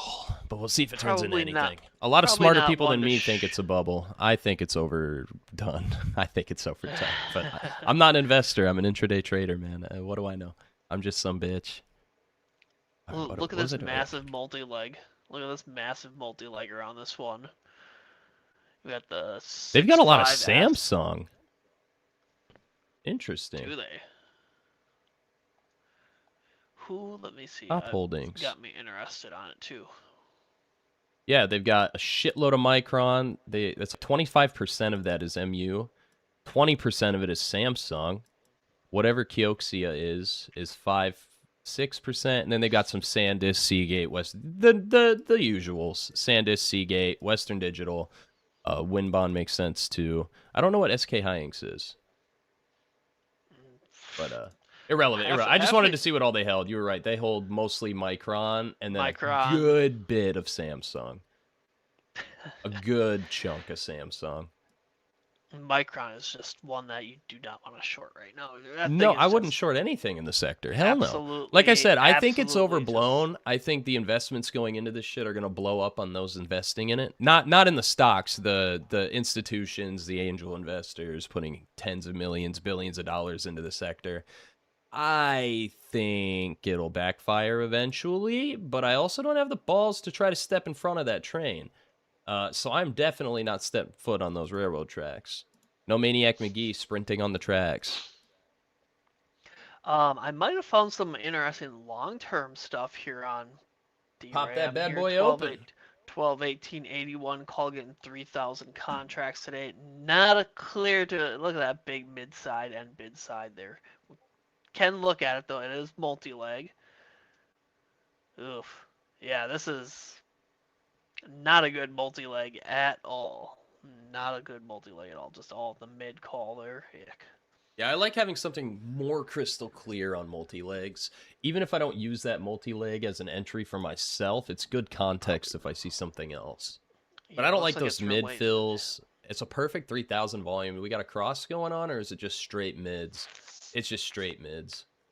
Yeah. Right. Yeah, I don't love it. Nothing on that. There are several spreads that can come up with this kind of structure. But when we have mid fills like that, there's no way to know which one's which. It could be an extremely bullish position. It could be an extremely bearish position. And if I have to speculate too hard, I tend to just move on. Yep. Exactly. Looking at these could be a little interesting, a little longer dated. Just kind of looking at that 8/38/18 time frame there. I mean, you get your IV spike, so some volume before. I'd probably say it's related there. I mean, look how much open interest is on this thing. What are the odds somebody else comes in trading something 128 days out, 55% out of the money? Just kind of looking at this. I mean, they are filling at the ask here. Again, just not the clearest kind of context. Again, you see volume after. I'd probably lean buy to open on those if you made me pick. Just not the cleanest flow, though, on that. Anything else in here for... Oh, shit, I need to go back. Take me back, way back home. These 50s, maybe these 57s here for 522. A little volume yesterday. Oh yeah, that almost looks like a little profit take either, possibly. A little bigger on that candle there, but I mean, very similar size there. I mean, 995, 1026 there. I mean, that almost looks like a profit take there. I mean, 175 would make sense to be taking some profits at 289. I at least certainly would be. This is a big multi-legger again too. A lot of multi-leg on this name. A lot of multi-leg on this name, and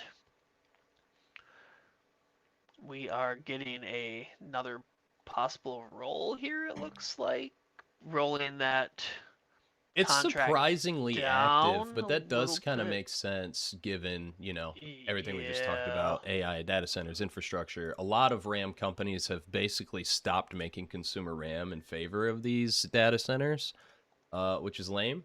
So I guess I'll be on my 3000 series graphics card for the next 10 years. Because I don't know about you, I'm not dropping $5,000 on a fucking graphics card.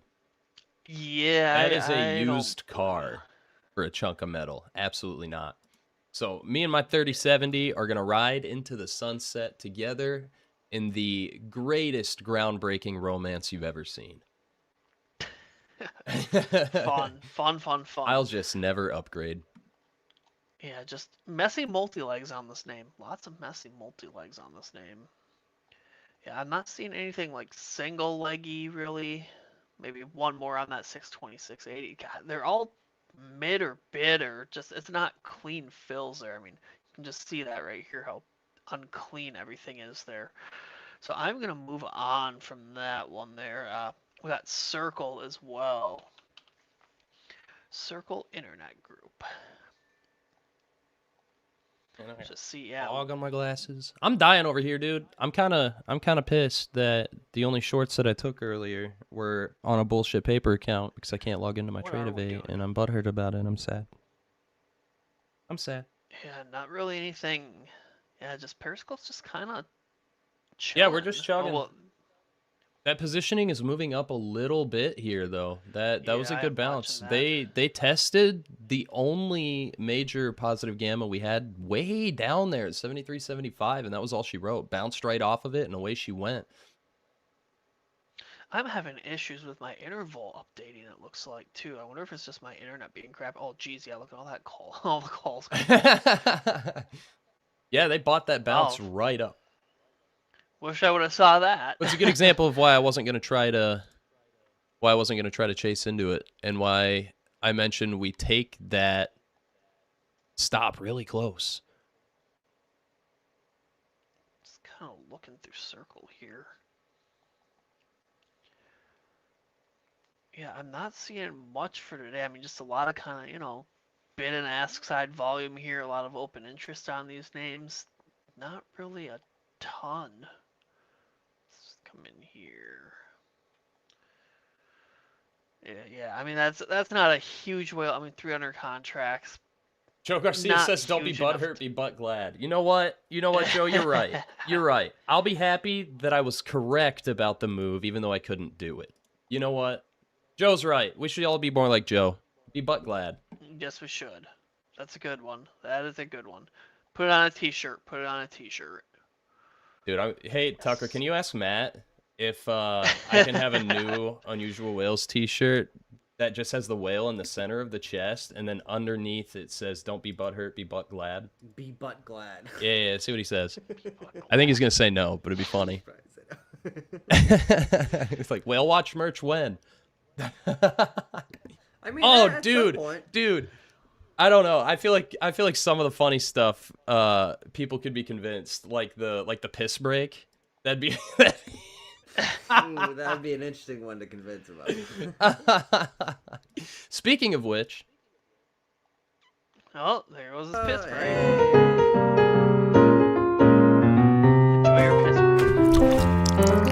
I will. I'm gonna go lose about 1.5 pounds and probably grab another beverage. Take Cool, it you do that. away, Anthony. I'm just gonna hit through these. Again, not seeing a ton on CoreWeave either here. Big multi-leggers. Just not the cleanest fills. Did he just trip and hit something? Did I hear him say ow? Yeah, I heard something. Jeez. This guy, man. This guy. 80% call. These might potentially be selly looking. A little long term though. Yeah, just not a clean read there. I mean, you get the IV drop, then it increases. Just not a clean read. Let's see. Think gamma profile wise. There's a lot of positive gamma. Yeah, your net gamma kind of mixed there on the calls and puts does favor the calls a little bit more. That gamma does like that 515 expiration and that 618 expiration. All your net gamma is on the call expirations though, except that 529, just a little teeny one there.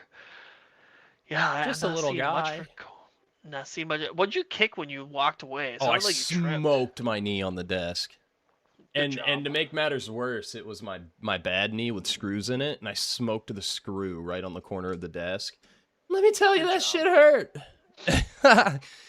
When I was still doing MMA and jiu-jitsu, anytime someone would like pass my guard and drag their shin across mine, it just stomach dropping if they raked that screw. You can like see it through my skin too. It's kind of gross. Oh God, we don't want to see it. We don't want to see it. We don't want to see it. Nobody wants to see it. Nobody wants to see it.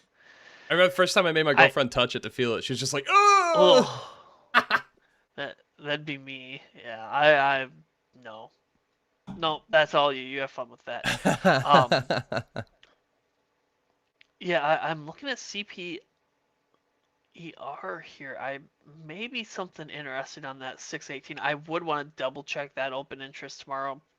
Probably might miss a move there, but we did have some volume yesterday. Most of that carried over, and then you get another 1400 today, followed by another little stick there at 442. Just kind of getting a little muddy there where you'd want to verify that open interest just to make sure there's not contracts changing hands. Do like the day over day though, because they're also filling on the same side. The price honestly is pretty, it's up, but it's not so far up that if this were me and I was confident that I could see myself adding to a position like that if I'm right.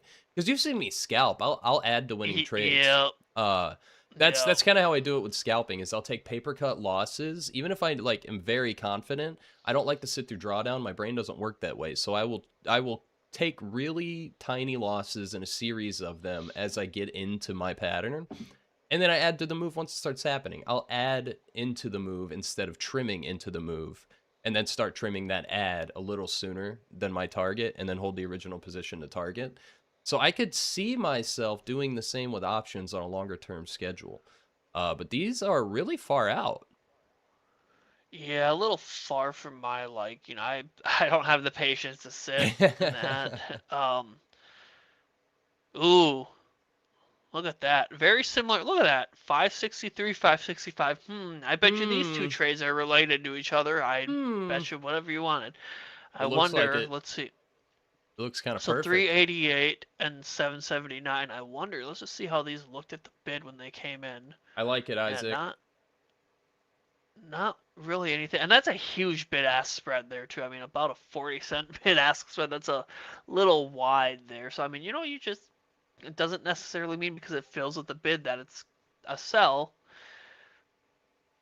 I mean, I'd hope this person was buying the contracts there and not trying to sell them because they are 11% in the money now. Yeah, that looks like an exit there to me, though, for sure. I'm going to pop open Super Dashboard again here. Look at Periscope quick. We do have more buildup way up at 74.60 and 50. Those are still growing. But 73.85 is building back up, and so is 7400. They quite literally just made that test of 7400 I wanted, and they bounced nice off of it, but now they're struggling with 7405 and 10 again. The range is still set here, man. I think we can still get up and touch that 20, but it has fallen off substantially, while 74.60 and 50 are moving up. So it kind of feels like our lowest positions down here, like 73.45, that's falling off while 73.85 is building. So those positions are moving up. 7,400 is building back up. And our positioning way up above is also moving up. So this is still kind of a topsy-turvy zone. I could see us just ranging in here for a while. So if you're a range trader and you're on futures, I'd be comfortable buying the lows and selling the highs kind of repeatedly here until they break out one way or the other. If you're on options, it gets a little seedier because of theta decay. So be a little bit more careful if you're scalping options with gamma. I almost want to snag along at that 7,400 there. We'll see if they give it to you again. Since I'm very risk averse with longs because my brain doesn't work correctly with longs, I would want it to dip even further. I would want 73.95 to give a little shake, but I don't know that they lose 7,400 with any fervor. If they do, we'll see. I mean, the negative gamma positioning is still in this wide ass range that extends all the way up to 74.60 technically. But that 74.20 dropping off with positions both above and below building up makes me think they're gonna diddle in the middle for a while, but we'll see. And it looks like we're caught up on the chat for flow too. So we got one from Twitter for Bug, another cybersec ETF. Bug. Is that optionable? Let's see. Bug. Yes, it is. All right, let's take a look at that bad boy. I imagine I saw one for another chip maker. I'm gonna be real with you guys. Most of the chips are gonna have identical flow. I don't think we've seen any significant bearish flow on anything or data center infrastructure or chip related. I mean, look at Nokia right now. Come on. I think they're gonna look similar. And Nokia's ripper is because of some, again, data infrastructure. Was the news on Nokia. And I mean, Jesus Christ, dude, it's up almost 40%. It's up 100% in the last half year. And that's Nokia, bro. Everybody thought they were dead. You know what else has been popping? Fucking BlackBerry. Just why? What are we doing? What's going on here, man? It's like the memes are memeing, but just because they said AI a couple of times. Hey, it's crazy. That's all you gotta do. All right, let's look at Bug.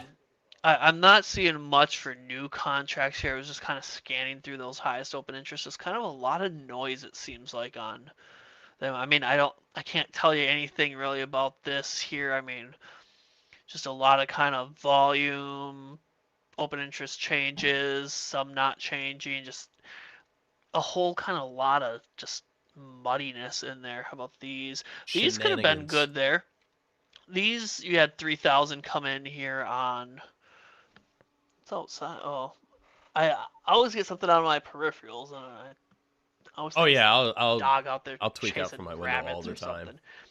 So 327. There's that one episode where a bird face planted into my window, scared the shit out of me. Well, the neighbors have like one of those like a CD or something on their like thing to kind of scare the like hawks away and stuff. Yeah. So like it'll like flick me in the eye, and I'm like, what the hell was that?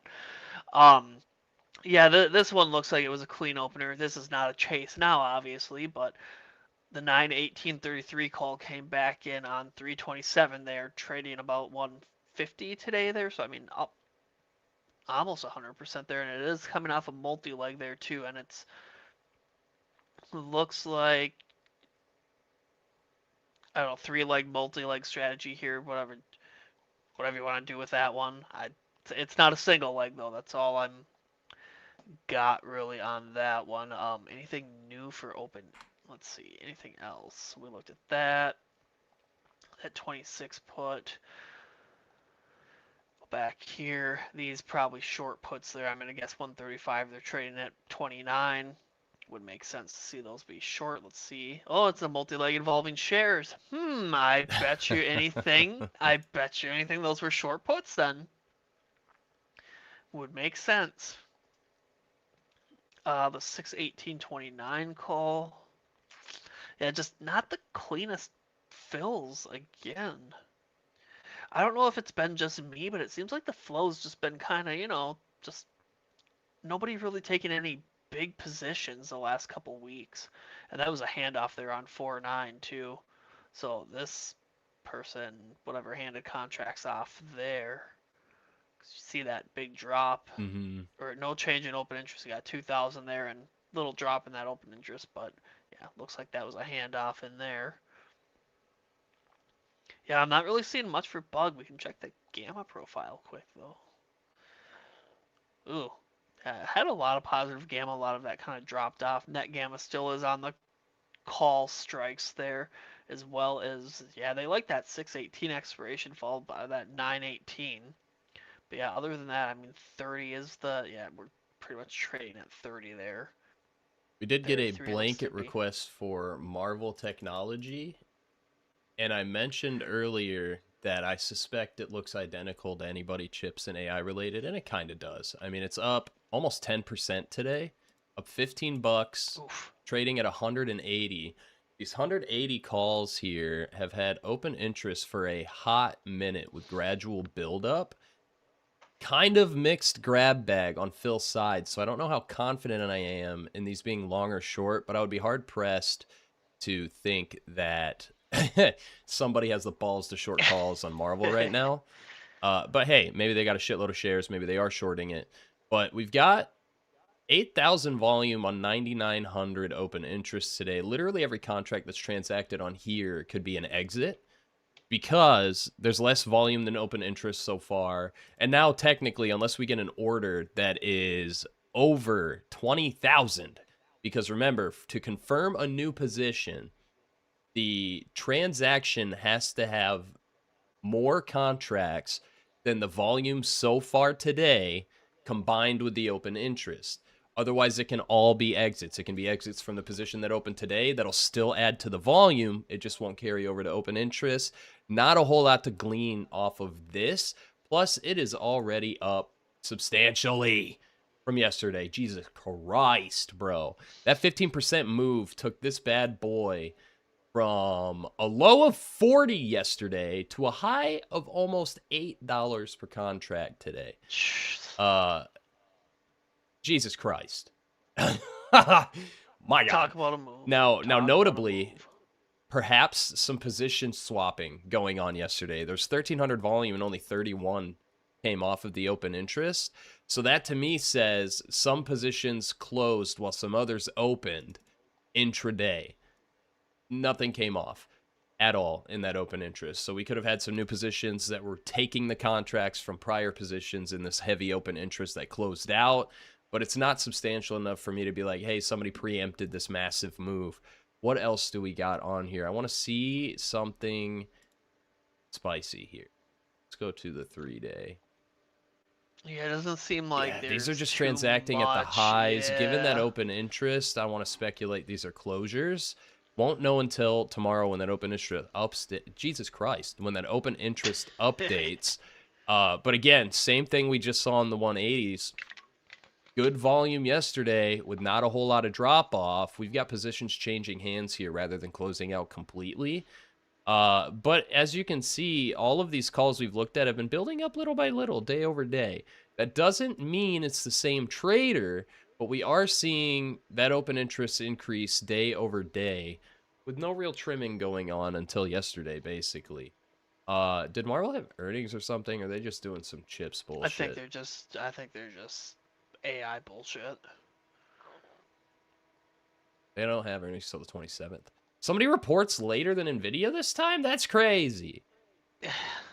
That's crazy. All right, we've broken through the top of the straddle here on SPX. They're testing 74.10. 74.50 fell off finally. So did 60 a little bit, while 7,400 remains growing very slowly. Again, I wonder if they just range this and then pin it into close. Man, We'll have to see. I missed my 7,400 entry there for calls. Yeah, you did. Dang. You missed it twice, no less. Yeah. Well, that's Yeah, what you I get for did. teaching. What you get. Yeah. Yeah, as far that's as Marvel goes, I mean, it's doing the same thing, just like I assumed that everyone's doing. Not to the same degree of like Nvidia or Intel. Intel is up like 200% in the last. Intel's just goddamn ridiculous. Yeah, It's up 86% on the month, and in the past half year, it's up 240%. Like Jesus.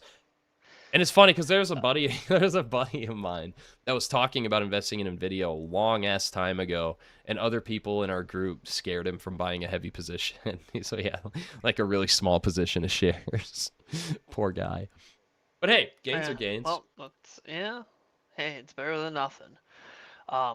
OUST was another request. It looks Yes, like we had. sir. I'm not seeing too much new stuff on here. I kind of scanned through it a little bit when you're going through MRVL. Yeah, I mean, just could be some profit taking going on there.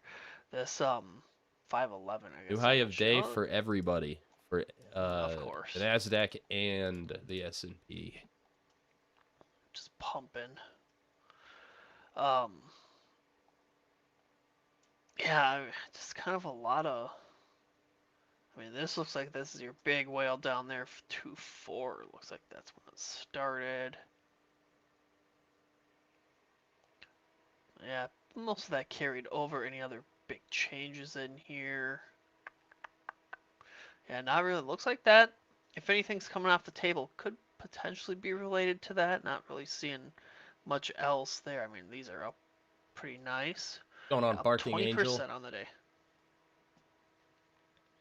It's gonna do it. Both these. All right, we're good. Oh, it's a little homie pooch. Yeah, a lot of these, I mean, just not clear at the time because you're coming in bid and mid. But I mean, look at that.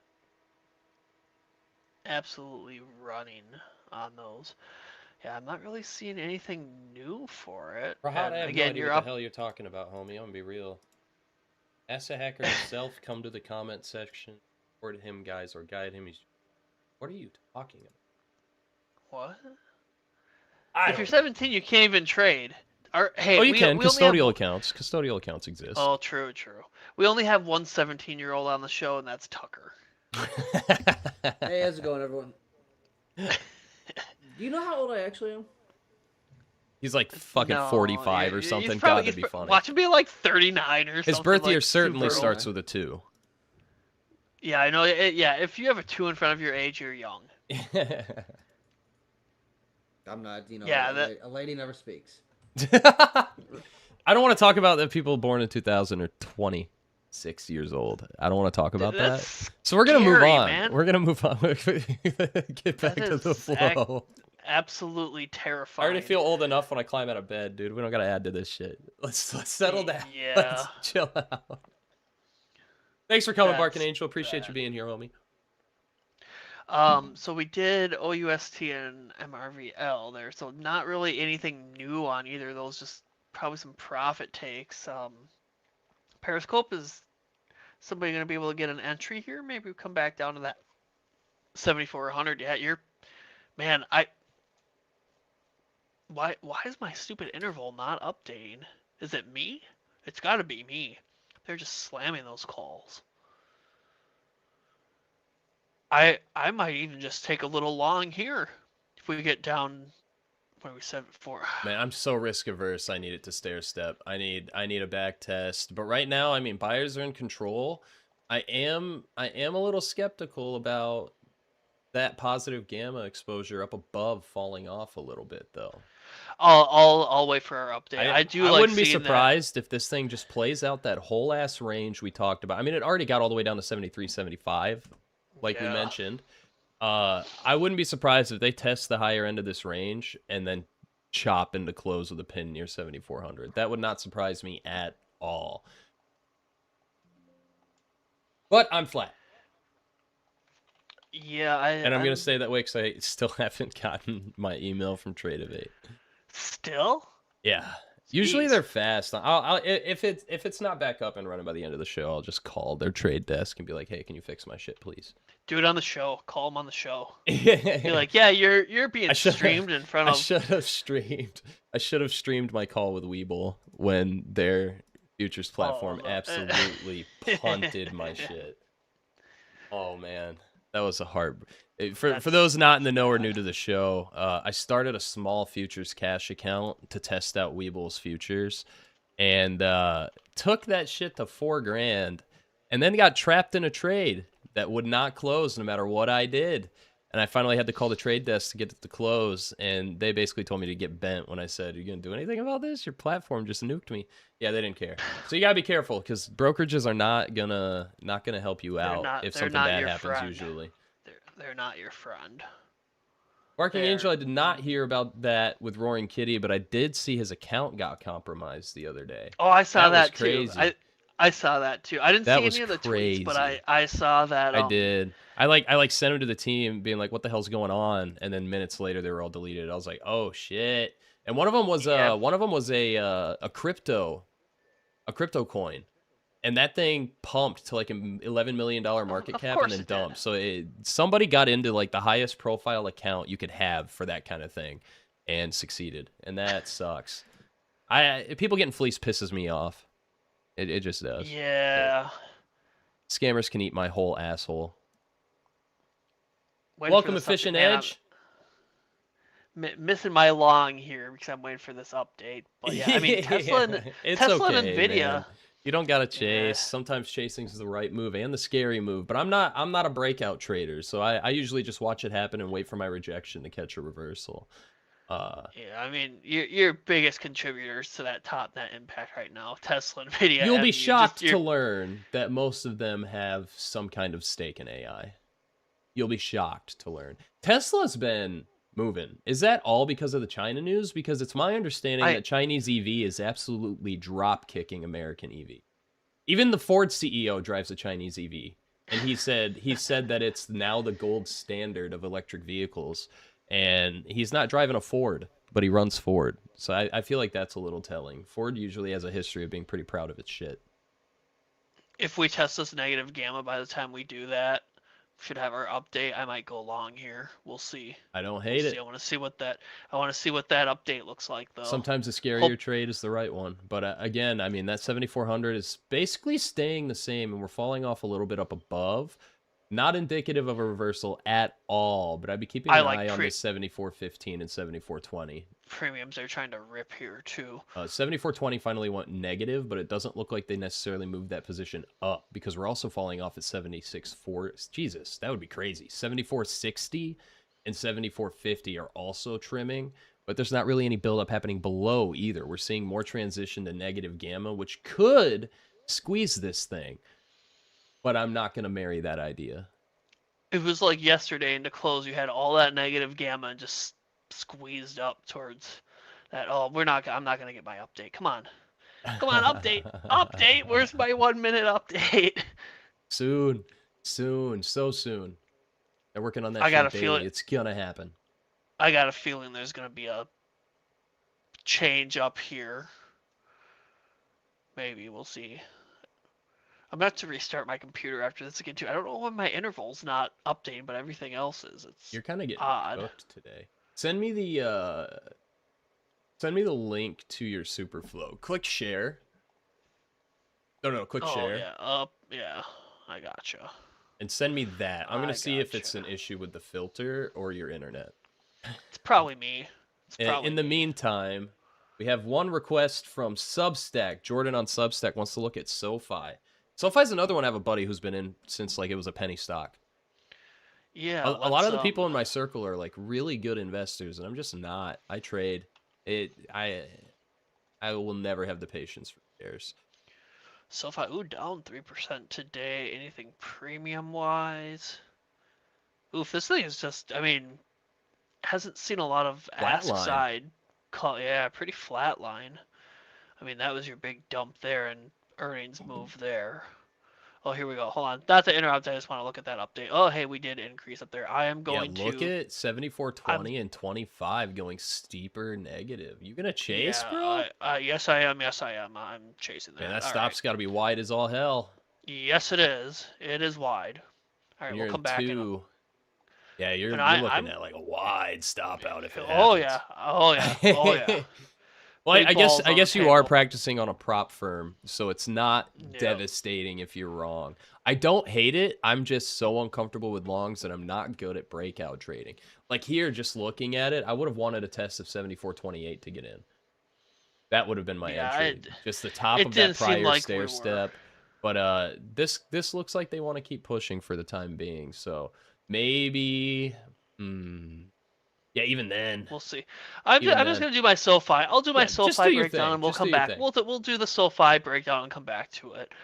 Madhusadan in Substack said, is it worth buying Bull Leap Call? I will not touch Webull because I have a personal vendetta with them. If you just joined, you missed me complaining about it, but it happened well over a month ago. I went from using Webull for about 5 years to pulling every single one of my accounts off their platform. But that is a personal thing. You can do whatever you want. Webull stock has been kind of bullish, I guess. They're doing a lot of expansion stuff. Like I mentioned earlier, they added futures to their brokerage. But that said, no comment on any long-term things there. I also don't usually buy leaves. Again, I'm not an investor. I trade, and most of my stuff's intraday, and my options holds are like a week tops, man. SoFi here. I'm not seeing much again on this one. Not much for opening either. I mean, that 515, just too much kind of going on in here. And even if I remove that volume greater than open interest, and let me just throw on something. If we start really tanking, I didn't throw a stop on that, so if we start really tanking, let me know. Hey, they plenty of opportunities to stair step, but like I said, that chaser has to have a wide stop. Yeah, I'm anticipating a little. I don't hate it, but I personally would wait for a back test. I'd rather miss a breakout than sit through drawdown, but I'm also a coward when it comes to longs, so grain of salt. The SoFi 13 puts here, 16% out of the money. Yeah, I mean, they're almost midfills too. You just can't get a clean read on it. Yeah, I'm not really seeing much in here for. I looked at those. Yeah, everything else is kind of minimal premium too. Yeah, I'm just not seeing too much. Let's look at that gamma profile. Let me just double check this. Oh, I'm only down 25 bucks. Okay. Yeah, I mean, even the gamma, I mean, it's a little positive gamma in there. Your net gamma, again, it's just split across calls and puts there. Just not a clean read. And maybe that 115.27 or that 918 for this year, just that's kind of it. Everything else is very minimal there. A lot of net gamma on that 515 expiration too. Yeah, I'm not really seeing much for SoFi. And usually you do kind of see some good SoFi flow SoFi's every usually once in a while. pretty damn active. Like, you'll see copious open interest on that bad boy across numerous strikes. It's not an unpopular stock. No, not at all. Not at all. All right, I'm watching my Periscope here. I'm just watching my 20-day. If we break below that 20-day, I'll probably cut it, and I'll watch. We're gonna break below it, and then we'll bounce right away. Usually how it goes. Oh, hey, there. Oh, we're sitting right on it. My stop would be below that last stair step. That green candle bounce off your red EMA. My little 20-day. My stop would be below that. And then I would look for a re-entry down in the 74.28 to 24. Where I probably should have waited instead of chased, yeah. Yeah.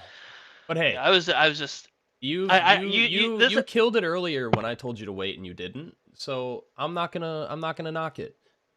I missed that one. You didn't. So hey.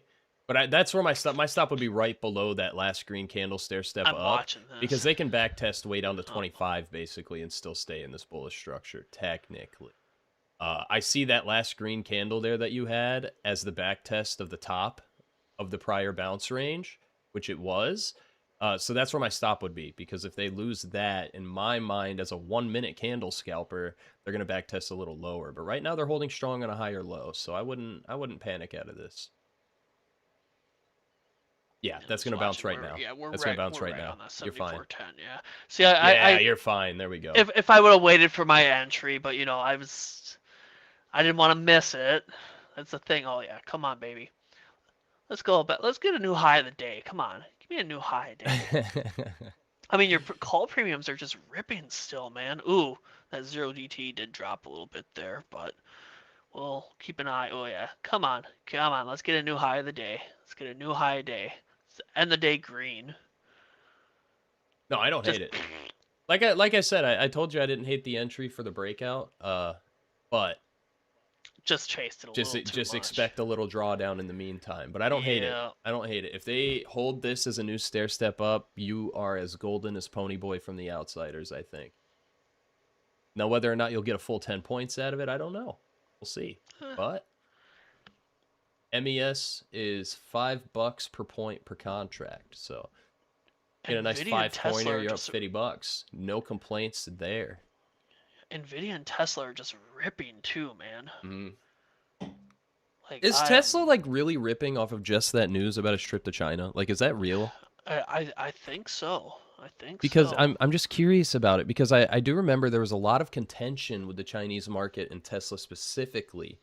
And again, like we were talking about earlier, people are huge on Chinese EV lately, like quality, price point. Even again, like I said, the Ford CEO says they're the gold standard and drives one. I don't know why at this point China would open up the market to Tesla. Yeah. Money, Yeah. probably, I guess. I don't fucking know. Yeah. Like, Probably. I don't know. I don't know. It's happening, and I'll let it happen. I'm not one to step in front of a freight train. Well, with options anyway. Maybe in real life. Yeah. I haven't figured that part out yet. You probably shouldn't do that either. Probably. Well, another update coming here in a second. I mean, we're just hitting on that 74.10. I mean, it's holding. It's holding. Man, even if we just come back up and test that 74.25, that would be a phenomenal move there. 15-point move, probably not. Slow move maybe, but we'll see what that update looks like. I knew I should have got in when I saw the 7400, but whatever. Whatever. And now we're dropping a little bit. All right, I'm waiting for the update before I do anything. Oh, they tag you? Nope. I didn't set you're anything. You're just chilling. Yep, I'm just chilling just right now. chilling. Yeah, we're gonna drop a little bit here. We've still got another chunk of time, folks. If you have more flow requests, drop those bad boys in, and we'll keep trucking along here. We got some more time. You got us for a little bit more. If you have general platform questions, we can try to help with that too. Anthony uses more tools than I do. We still help. Got you. I am the only. The part that's making me kind of nervous here is I'm starting to see kind of put premiums climb and call premiums drop on SPY. I'm still eyeballing that 7,400 from my side. Yeah. We'll see. Ooh, there's our update. 7,400 holding even. In there. Yeah, 7,400's holding even. So did 7460. Yeah, Dude, it would be bonkers if they do play that full range to 7460. Because we called 7375 to the tick. They bounced off of it perfectly. It would be batshit crazy if they get way up there. But I mean, none of this positioning is really growing in a substantial manner that makes me think we're gonna dump or we're gonna rip. We're in a pretty wide range here. 74.25 is kind of interesting to me. I mean, that's grown the last 4 updates here. No, that was the SPX range there. 74.25 to 74.20 was the points that I had set at the beginning, but then that 74.20 moved up. We saw that positioning growing at 74.50 and 60, while that back test there of 73.75, that was the low end of the range that I painted this morning, and we bounced right off of it. I'm getting out of this. Oh, come on. Oh, no, okay.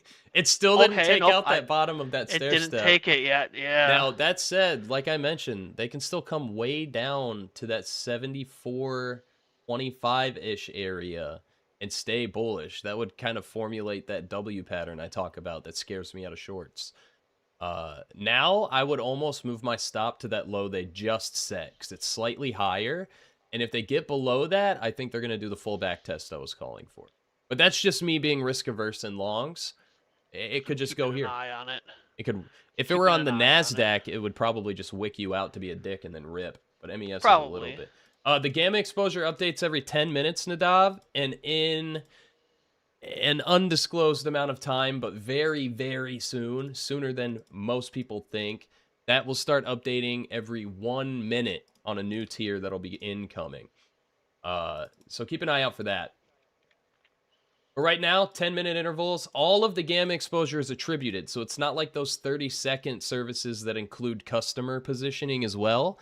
Just for context there, CBOE doesn't even offer 30 seconds for the attributed gamma exposure. So that's how you know for sure those are including customer positioning, and that can throw things off because it'll flag movements in gamma, but it won't necessarily be market makers putting in those positions.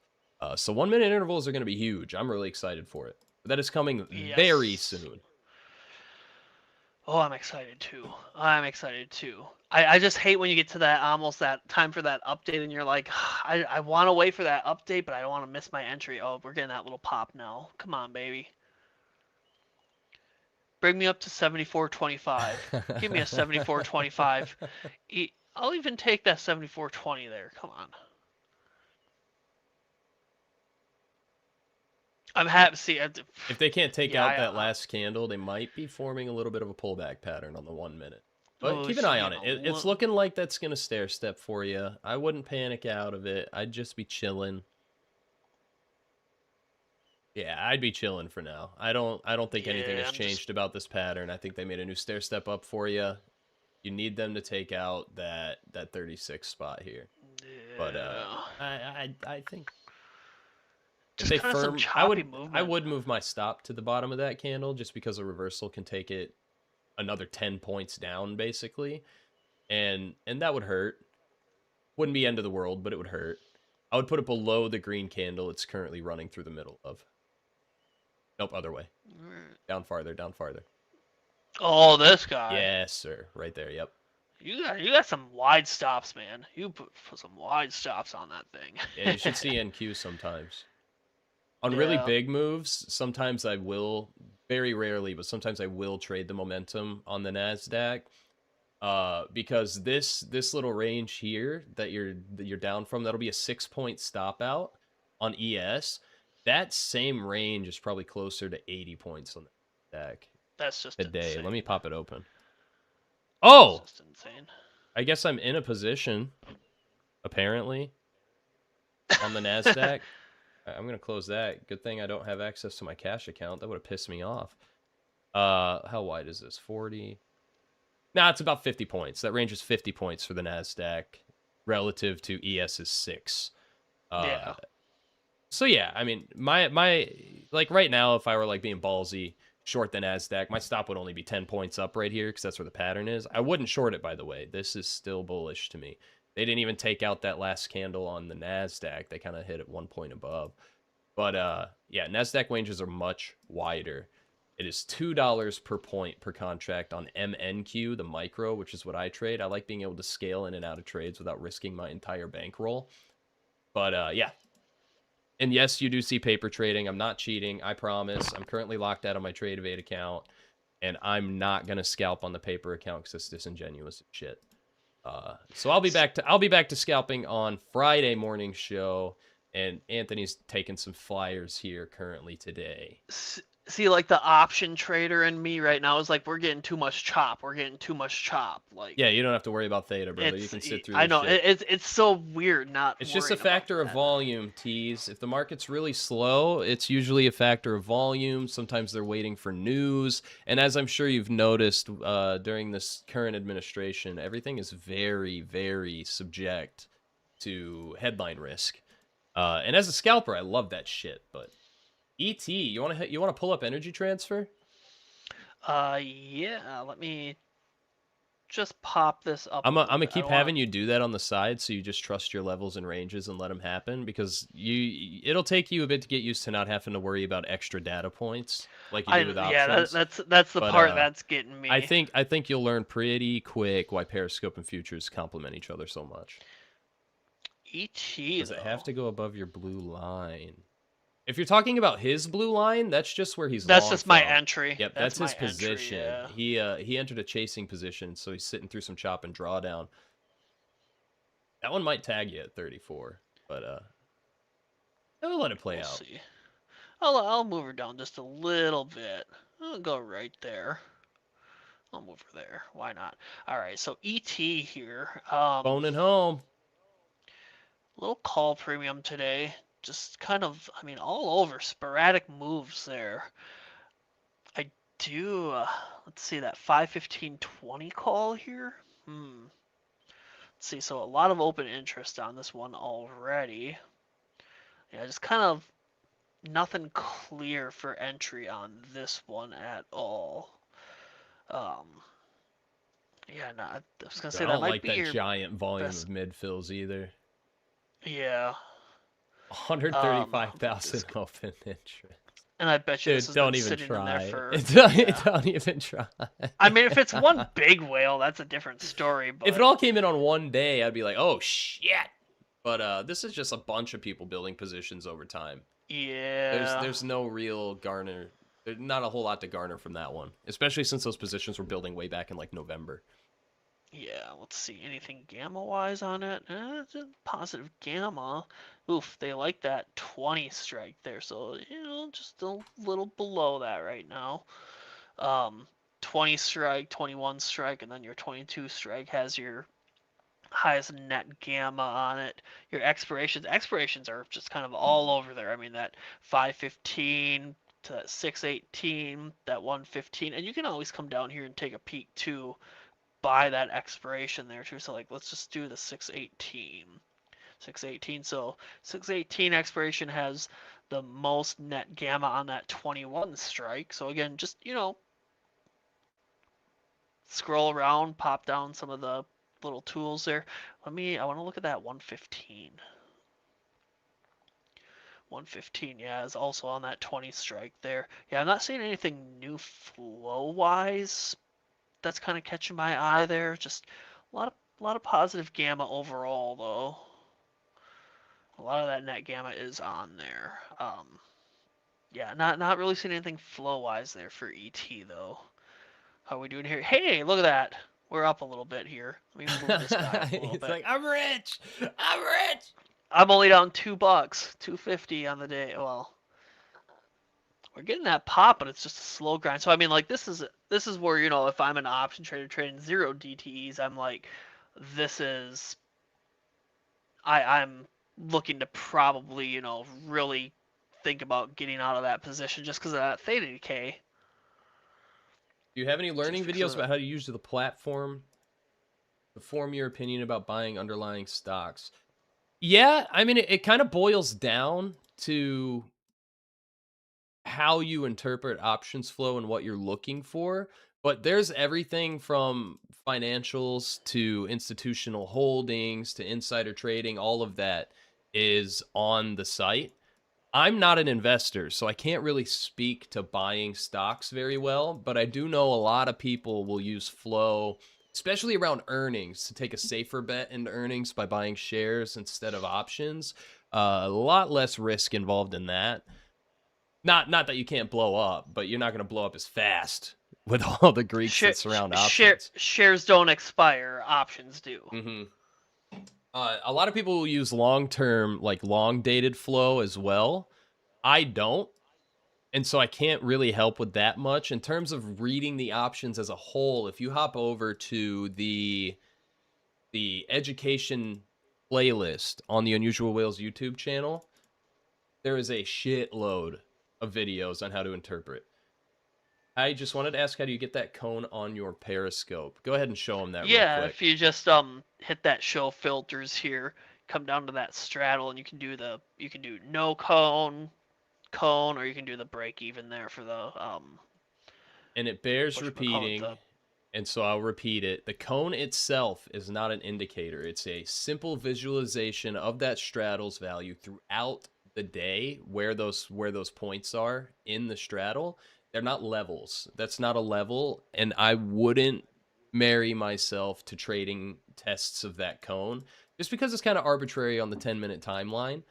And generally speaking, when you see things obey the cone, it's actually responding to gamma levels themselves, not necessarily the cone. So just a grain of salt on the cone. I know a lot of people trade it anyway. They don't care what I say, but I learned that from one of the devs behind making this thing. So I'm going to trust what he says. Keep an eye on that long, brother. Yeah, I'm keeping an eye. We did get our I mentioned stall update. outs at 74.15, and we're getting that stall here a little bit. It still hasn't broken the bullish pattern. They would basically have to take out that bounce below 74.10 to break a bullish pattern. 7400 fell off a teeny bit again. I'm not seeing build up anywhere except for 7460 up above. Just that 74.25, just really, that negative gamma is just really growing up there, man. It is. Oh, Interesting. just wait and Waiting and seeing. chop and see. Yep.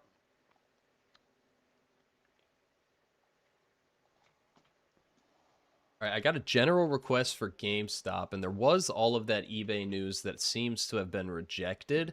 The issue with GameStop flow, unless it is crystal clear, like in 2024 when Roaring Kitty came back and bought a shitload of contracts.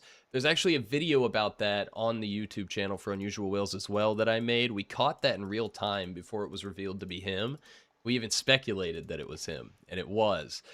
But unless you see stuff like that, GameStop, even now, years after the squeeze, even now, there is just copious amounts of unreadable flow all the time.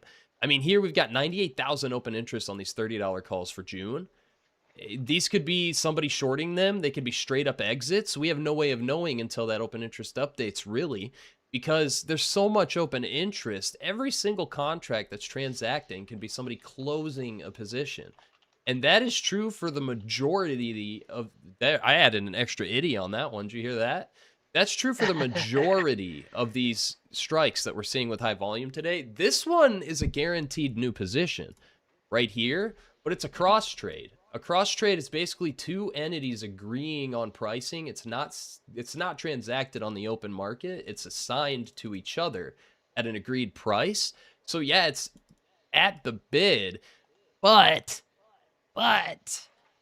we don't know what's going on with it, right? It's a cross trade. We don't know for sure how they're transacting this. And not only that, it's a multi-leg position with shares. This little circle-y dude, that means it's a multi-leg option strategy that involves stocks. If it's just a straight up and down arrow, one pointing up, one pointing down, that's a normal spread with shares.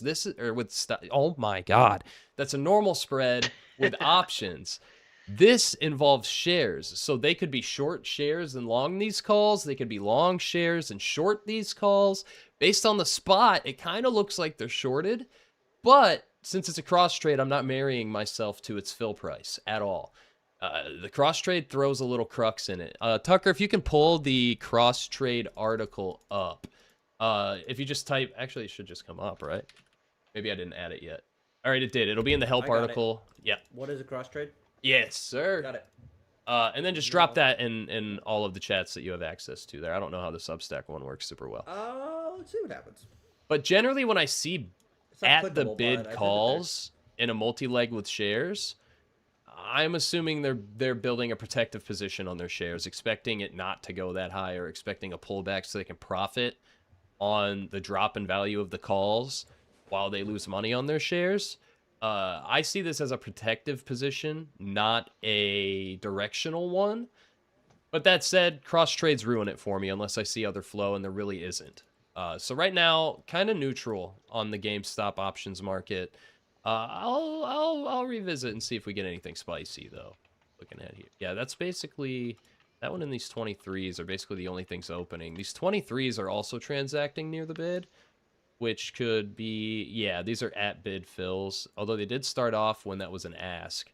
So hard to say for sure. Implied volatility dropped significantly from that first fill, but that could have just been by way of that fill. It doesn't even necessarily mean they bought these to open, especially as those fills come in way at 40, which is basically the bid price. The implied volatility falls off until we get a single ask side, quote unquote, fill. I'm kind of leaning sold on these.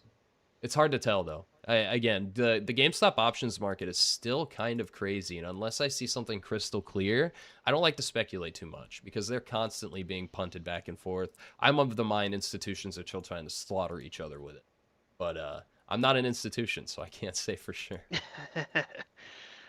I'm nibbling at break even on these, man. I'm A little nibbling at nibble. break It even still on looks these. like a stair step to me, but again, that the stop's it's down there. I would even Yeah. say yours is too close, unfortunately. But you know, you can always get back in. You know me. I Yeah. trim out so fast. I add back in, double down. It is what it is. We are at I'm just 11:30 kinda- already, boys. We've been running for 2.5 hours. Hey, look at that. Feeling- Break even. Oh, come on. Come on. Let's go. Give him a let's new go. high. Just give me a new high. Just He was patient. 74.42. That's all I'm asking for. Just Oh a. man, they're about to bully you. I missed my little run up there, man. Just, Yeah. come on. Oh, Yeah, no, they're about. Yeah. I could smell on. that one coming from a mile Oh, away the me instant too. it formed It's that wick. yeah. I But your stop's tight. There's going to be plenty of trades to be had today. I wouldn't even be worried if it takes you out. I would have left it way down there this whole time. But again, that's pretty wide, and I'm uncomfortable with wide stops, so I probably would have stopped out twice by now and tried to re-enter. On the NASDAQ. On MES, it's not as... MES is usually a little cleaner than the NASDAQ. The NASDAQ likes to stop run and wick people out quite a bit more. But hey, it is what it is. I want to see what the. Come on. Let's get our update. Let's just get a nice big spike of positive gamma up here, man. Yeah, I'm Yeah, getting, it's just if they teasing me. can't It's just if they teasing can't me. break through that high, I think they're gonna take you out. Yeah, that's what I'm thinking. But I mean, too. you're gonna. this What is your it? 4 fourth test there. 4 points. It was Yeah, about $30 or so, 35. See what the. I don't want to flatten it. I don't want to flatten it. dome looks weird to me. What's that 2 there? It's 74.35. Oh, that's your entry. Might stop. Oh, your stop's at 35. Your stop shows at 33 there on the chart. Oh, Maybe my your super dome's dashboard's broke. messed up. Something's going on, man. I told you it's not me. I'm we'll not dick a crazy. trading view later. That doesn't make any sense. Your dome is Not completely wrong. It says it's just literally stuck at 74.40 for. Hey, we're green though. I'm gonna trail this up a little bit. What's that happening? So confused. We'll worry about that There later. we go. That doesn't make any damn sense. Let's give my boy his breakout. He sat here for like half an hour waiting for his damn trade. Give him a little pop to get out. There, I'm taking profits on this no matter what. I'm just gonna adjust up though. Hey, Oh yeah, you we're getting a waited good though. move. Let's see what it forms on this range for you. You're patient in Ooh, drawdown. Don't be impatient in profit. There's that 74.40. Give my man some shekels. Come on, if it stops me out, it stops me out. It's just getting close to that lunchtime anyways. But hey, we'll see. We'll see. Come on. Yeah, I'll take it. I'll take it. I mean, Yeah, I don't think not they're gonna the rip here. best. Not the best. Watch. Yeah, just... Not the best. I we wonder. gotta figure out what let's the see, hell's going on with your dome there. That's not making any sense to me. That doesn't make sense either. That was a. It's literally trapped. Am I like? Am There's I something wrong reading with it. something wrong? Because I was No. down 40 on the day there, and that was a $20 gain. Am I reading something incorrectly? You probably didn't get filled right at the spot. That's Like I said, why, slippage. Slippage happens. even if Yeah, it's small. yeah. Isaac, do not encourage the reverse button. Do not encourage the reverse button. I accidentally hit that yesterday. Dude, I feel like I'm like learning trading for That the first reverse time. I don't know button why. is a crack cocaine spiral into blown accounts. Dude, someday I'll have the balls to just wheel a trade like that, but that ain't today. I've seen so many people just get nuked on a fast reversal clicking that button, dude. Don't encourage him. If Jay-Z was on futures, you know he'd be flipping that shit back and forth like crazy. If they go all the way up to 74.25 on you after that, it's gonna be kind of funny. But hey, we're sitting at the highs. I'm over it if it does. You know, what are you gonna do? Chilling. I don't know. I was kind of itching to get out of that too, just with the call premiums dropping there. But I mean, Tesla and Nvidia are just cooking here. So I mean, you see a quick drawdown if they start dropping. But yeah, I don't know. There's something with my interval. I don't know if you tested that yet. It's. I'm gonna be honest, I forgot. Oh, that's fine. Pop that open. I mean, all my filters are kind of fucked up. I need to get Wance's balls filter on there. I don't want to have his filter. He's probably I like in his the Periscope. On the Periscope I know we are getting a little pop now, of course. I'm gonna leave this open in the background and see if it updates for me. If it does, your shit's cooked. But I wouldn't be surprised if your shit's cooked. I don't understand Well, what's going. Your dome does not make sense. You want to see my settings? Like it does not make sense. Everything's set up. I mean, exactly right. It's not me. I look like I'm the bad trader over here, and just it's a dome and me. Go ahead and slap F5 on your keyboard. Just hit the F5. Yes.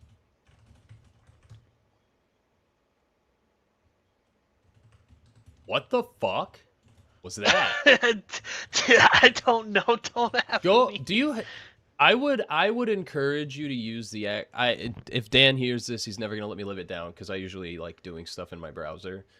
I would recommend downloading the actual TradingView desktop app. Because that's broken. There's something broken with your TradingView. That's busted. It's frozen at a strike that hasn't even traded. Yeah, that doesn't make any sense.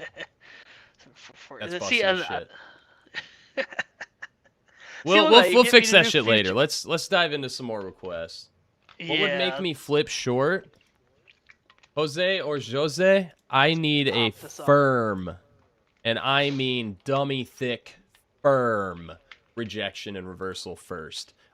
This isn't the kind of day where I try to top tick a reversal.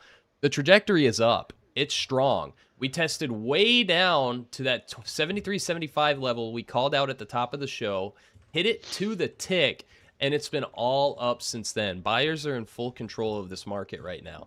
Nothing would make me get a short until we lose prior supports at this point, which is pretty far down. It's like 15 points down from here. Now, that said, I could see an argument to short 74.25, but you're only going to be targeting at most 10 points, and your stop's going to have to be really tight too. So for me, there is no short until they show me the buyers are no longer in control. Some other days, depending on the gamma structure, actually quite literally like the trade we took earlier today, this guy here, we took this when it was still a green candle on the 1 minute.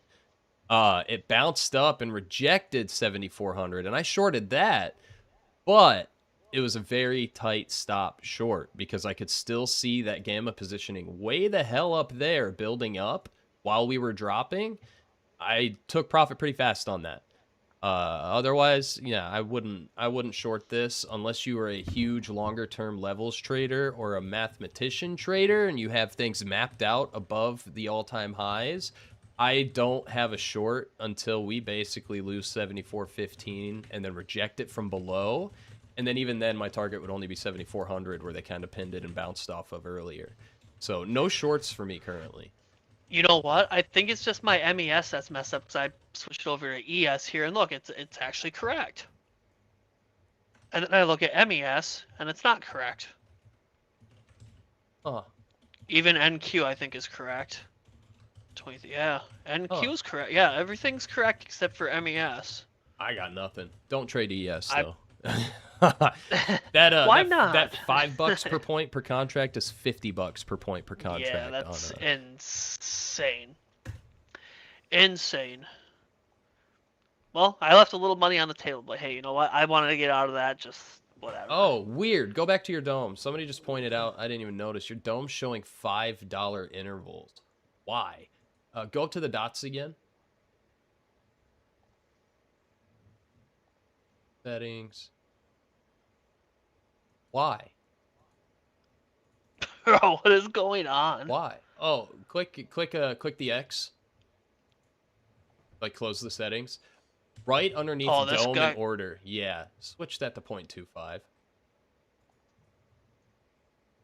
There we go. Good. There you go. J-Lo. Appreciate you, dude. Good eye, J-Lo. Good eye. I would have. How the hell does that even happen? And then it's not set for that on anything else. Like, bro, I feel like you just like got me a futures account that messed everything up. Yeah. To, you know, let's make him look good bad. Good eye, J-Lo. I appreciate you, homie. Yeah, good eye. Good eye with that. Thank you. Now we're fixed. Now we're rolling, baby. Now we're download that. I was so confused. I was like, this makes absolutely no sense. Yeah, that'll do it. Odd How'd there. that even change? It defaults to 2.5. And nothing else was one changed tick. either. So I mean, that's like Yeah, just... fuck it. They are at 74.20, homies. They played cool. out Hit the my whole target. range we mapped out at the beginning of the show. Now let's see if the buyers got the juice to squeeze it. I don't know if they do. I think they maybe see 74.25 and then start doing some back testing. But what a fucking rip. 73.75 all the way to 74.20. 50-point range that we pointed out at the beginning of the show, and it has already played out. That's beautiful. But look at Why don't you this. check your... I'm on all again. Here we go. We've still got that build up at 73.85 happening. 7400 either moved up or down because we have build up at 74.15 and at 73.85. Right now, buyers are still in control, man. Like I said, I gotta see a support give out before I try to short this. We're just moving up and to the right now after that back test of 73.75. How about you check that super flow you opened before I refresh mine? Because I'm still showing 1030 for mine. Yep, it is. It is. There's something wrong with your filter. I'll figure that out later. We'll figure that out after the show. That's very odd. Okay, cool. Was totally fine yesterday in the last like month and a half, but okay, cool. We're okay. I should just steal Wances from him. I'm sure he'll give it to you if you ask. I'm sure he shared it before. I'll have to get it from him. I'll shoot him a ping there after the show. Oh, ping. Hey, we're hitting the 74.25. Have my eyes on it. Yeah, me too. Eyes on it. Me too. I'm happy I didn't cut that for a loss though, because I'd really be kicking myself now. But that's okay. Too much stuff going on with the stupid dome and you don't gotta like just chase interval not shit. working. There's no reason to put a trade on just to put a trade on. You know what I mean? Haven't even paid attention to my poor little flow feed today. Yeah, I got you hooked on the crack of Periscope. It's fun. It's fun. It's nice. Well, and then I got my, it's essentially I mean, you see why people can blow something up quick here, because they're moving up a little bit more. They're 274.60. I'm not chasing nothing though. Not touching nothing else right now. Absolutely not. But part of this move they're making is also part of why I said that you were patient during drawdown. Don't be impatient now that you're green. That's a habit that's hard to kick. Because you look at it be red all damn day. It gets to break even, a little bit of profit, and you're like, fucking finally. But then you get afraid of it going negative again. It's going to be hard to kick that habit because you're so used to having to deal with theta decay. Yeah, that's what I was going to say. I'm like, because typically... With MES and ES, man, you got to let your ranges play out, and you got to trust yourself. Either you get stopped out and you're wrong, oh well, you can get back in, or your patience pays off. With futures, you got to tough it out a little. With ES, doing the paper cut strategy I do with NQ entries doesn't work quite as well because the ranges are cleaner. NQ will wick through ranges, but not break the pattern. ES tends to kind of just obey the patterns. But I am a degenerate, and I need a little bit of emotion when I trade. What conviction do we need to play from the lows of the day to top of? Trust, man. No strategy is going to work every time. Keep tuning into the show. You'll see us lose plenty. You'll see me lose plenty, especially. I stop out really fast. I'm right on the day right now. I'm technically right on the day. SMK asks why you close the position so fast. That's part of what I was explaining there, SMK. Yeah, it was an emotional closure, a psychological one. He's just like me. He comes from an options background, and with options, if you're intraday trading a 0-day contract, waiting 10 minutes in a trade could mean you lose, a good couple bucks off your contract value just by time passing. That doesn't exist the same way with futures, and he's new to futures, so it's a habit he's got to break. We all will learn and develop. This is day 2 of futures, so I mean I'm still But essentially, the psychology of what happened is he sat patiently watching his position be red, and then finally got green. It triggered that okay, now don't let it go red again response. And with futures, you got to kind of nip that in the bud. You should nip it in the bud with options too. But with options, there's at least another external factor. Yeah, the factor is the Gex, BK. That is the factor. So if we're playing probabilities, the probability is that price is going to gravitate toward heavy positive gamma, with really heavy negative gamma acting as light resistance into acceleration of the move, because market makers tend to buy into the upside move in a negative gamma zone and sell into a downside move in a negative gamma zone as they target those positive gamma spots. That's exactly what we saw this morning. Now, is it 100%? Hell no. Hell no. You'll see us lose plenty. There's... Hold on. I got something for this. There's no such thing as a 100% win rate unless you've taken like one trade and then just quit. You're going to lose. You're going to lose. You're going to lose a lot. No such thing. No such thing as 100%. This strategy just happens well for me with my scalping that I already do. And this has leveled it up big time. Those 1 minute intervals when they come, I'm going to overtrade like crazy at first because I'm not going to be used to seeing that update so fast. But I'm really excited for it because I trade on the 1 minute chart. And so having that 1 minute update is going to leave me drooling. I know. I'm excited for that. It's going to be, like you said, it's going to probably cause a little over trading at first, but that's it's going to help in the long run, though. I feel like it's going to be to see it change in real time is going to be really nice. Man, those call premiums are just ripping there. Yeah, I got to get over that. You know, the theta You'll get decay there. of Don't things. push It's it. yeah, Plus, it is fun having someone else taking a different type of scalp with me. We'll eventually have a future specific show, guys, where that's what we do, using both futures data and options data. I'm excited for that too, but we're just gonna make it an extension of the current show. I think make it a little simpler. I'll probably swear less on that one, but we'll figure it out. Don't worry about it. For now, we're about 15 minutes away from the 3-hour mark. Let's do one last call for flow requests, chop through some of that, and then I'm going to pump this code one more time because that 25% discount is not something you're going to really see from the company at all. That is 100% exclusive to those of you who tune into the show. That is for show attenders only. As you can see, we didn't even announce that it's happening. Just for you homies. 25% off your first 3 months on the monthly tiers of any subscription type, API, options flow, whatever the hell is floating that boat of yours. 25% off your first year on the annual. I don't have a target goal for this one. The last flash sale I ran, you guys subscribed enough to make me dress in be scantily clad for an episode. I'll leave it at that. If you weren't here for it, you'll see whenever I announce the episode. But I'm gonna look like an idiot, and it's gonna be great. Or I'm gonna look really pretty. I guess it depends on your perspective. I mean, I heard you're doing that episode, the maid one on the 25th when there's no market. 25th. But we still got another handful of uses left on the code May 13 for those 25% off. That's going to be gone in the next few hours. Does that discount work when subscribing through Substack? Substack is not our site. If I understand correctly, anything you subscribe on Substack is going to be a Substack subscription. This is for the Unusual Whales platform, which is all of this data you're seeing on the screen.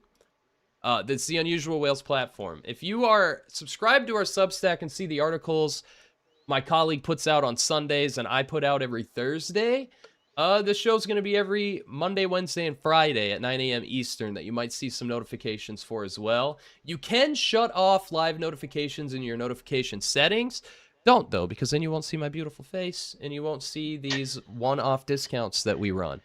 Those are only going to happen on the show, so if you're here, you get it. Anybody else who's not here, that's their problem, eh? Yeah, no problem, SMK. Appreciate you.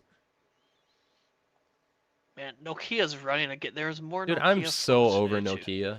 I'm so done with Nokia at this point. It's just this show started in November and we were noting the bullish as all hell Nokia flow back then, and guess what it was trading at in November? Look at this. Look at this. This is one we can come back and. Yeah, Nokia was trading sub $6 in November, bro.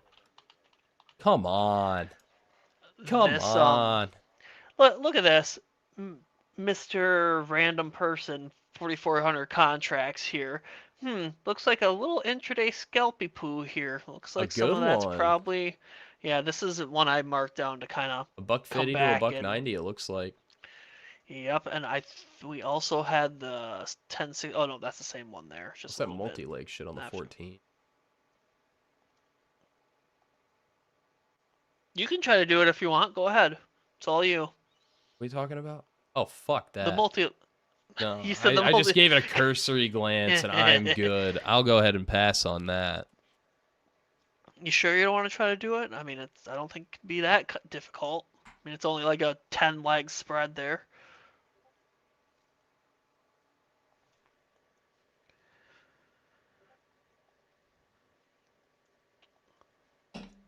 All right. Otherwise. Last call for flow requests, and then we're gonna get out of your hair. I bought a monthly subscription this month. Can you use? It depends on when. I don't know if I'm allowed to backdate, so I pop over to support. I don't know if they'll do that for you or not, though, depending on how long ago it was. And before you wrap up, too, look at that. Almost a clean rejection there at 74.25. Let's go ahead and rewind the tape back about 15 minutes to see what old friendly neighborhood stoner man said the price was going to reject that. We wanna run that tape back? Can you guess what the level that was said was? Hey chat, can you guess what level I said we would reject? Can you guess? If you weren't here when I said it. Hey, I'm just tooting my horn. I'm just tooting my horn. I think I was saying I'd like to see 74.25, but hey, I got out of those a little early. Yeah, no, it's fine. Early, but... Yeah, that you'll get used to it, and you'll take some hits to your confidence as you get stopped out waiting for the range too. It's gonna happen inevitably, but you're practicing in a pretty safe manner with somebody else's capital at a prop firm, so it doesn't really matter all that much, does it? It has an air of realness. Nice. That's why I don't support prop firms in general. Their business model in general runs off people's failing. So it's got a little, I don't want to say the word sleazy, but there's a little sleaziness to the business model of a prop firm. That said, it's a better place to learn and practice than a straight up paper account is, because there is a psychological factor. You paid for that combine, you paid for that funded account, but it's not actually nuking your funds. You're losing what you paid them, essentially. So there's a psychological aspect of real money on the line, but it's not so powerful like a cash account is. It's not a bad place to practice. And as you can see, clearly, he's on a prop account, and he's still stopped out of his long too early because of that psychological factor we discussed earlier. It's real still. It's just less risk. I'm hopping in long here, too. Oh, I'm hopping in long. Look at that, 74.60. It is building up. We're falling off below, except for this where we are. I don't hate it, brother. We're looking at a stair already step. in. Already in. It. Even if I don't hate it. I will hold this. If we want to hang out till 11 o'clock, I'll hold it till 11, no matter what. Oh man, look at him go. I will. No matter what is crazy though. What if Trump tweets? What if Trump tweets? Okay, well, not if you get the Trump tweet yeet to the downside, you're gonna be bleeding. Yeah, that's gonna be an out. No, we'll hold this. I like that. Yeah. I'd keep an eye on that new stair step. See what they do. See if they can maintain that support at 74.15, and maybe give you a little push up. But this pattern is still bullish. Like I said, they're stair stepping each time they dip. It gets bought up. Let's see if he can get this bad boy to a new high of day. I like it. In the meantime, I have a request for ASTS. We seem to get that one every single episode, and I'm not surprised. It's pretty popular. This is a company I'm pretty sure that is trying to compete with SpaceX. ASTS. Yeah, let me know if we start really pumping. Space Mobile, yeah. I've got it open. You can keep your trade open if you want. All right. ASTS is it's interesting. I know a lot of people who are pretty bullish on it. I don't know enough about it to be long-term bullish or bearish, but it does have good moves month over month in both directions. Now, what are we looking at for today's flow? The 130 call has a little bit of action, but it's also got really high open interest. I don't love the mid fills here, especially with the open interest as it is. What are we looking at? 130s. That's the one we're on. We're on the 130. All right, the 130 is transacting in this spread. What's the size? Yeah, I think I can assume those are the same shit. High open interest on both. So technically, this entire thing can be a full-blown position close. The strikes are kind of close that I don't know how I feel about it being a spread over a roll. They could be rolling these 140s down into the 130s. Looks like a good chunk of this position came in on 511 at the bid. That's supporting my mini hypothesis here a little bit. Maybe they're rolling down to the 30s. Hard to say. Hard to say. I don't love it because of how high that open interest is, because that could be just a damn near anything. Let's look at these 84 calls. Predominantly bid side fills. Ugh. There's some contract handovers yesterday. We had 1900 volume and only 50 changed in open interest. So some of those contracts just ended up in somebody else's hands. Let's look at these bid sides from today on the 84s. Yeah, I mean, they're pretty firm at the bid. Let's see how these orders started off. Still trickling at the bid. The very first order that came in 4 seconds beforehand was a perfect ask. But then it dropped down by $1, and that buck became the bid for the remainder of this order. Implied volatility is already really inflated. It is dropping. I want to point that out. It is dropping. But when you have implied volatility that's above 100% like this, and only 2 days to expiration, that shit's going to get crazy intraday no matter what, just by passing of time. That's that theta decay we talked about earlier. They're already expensive.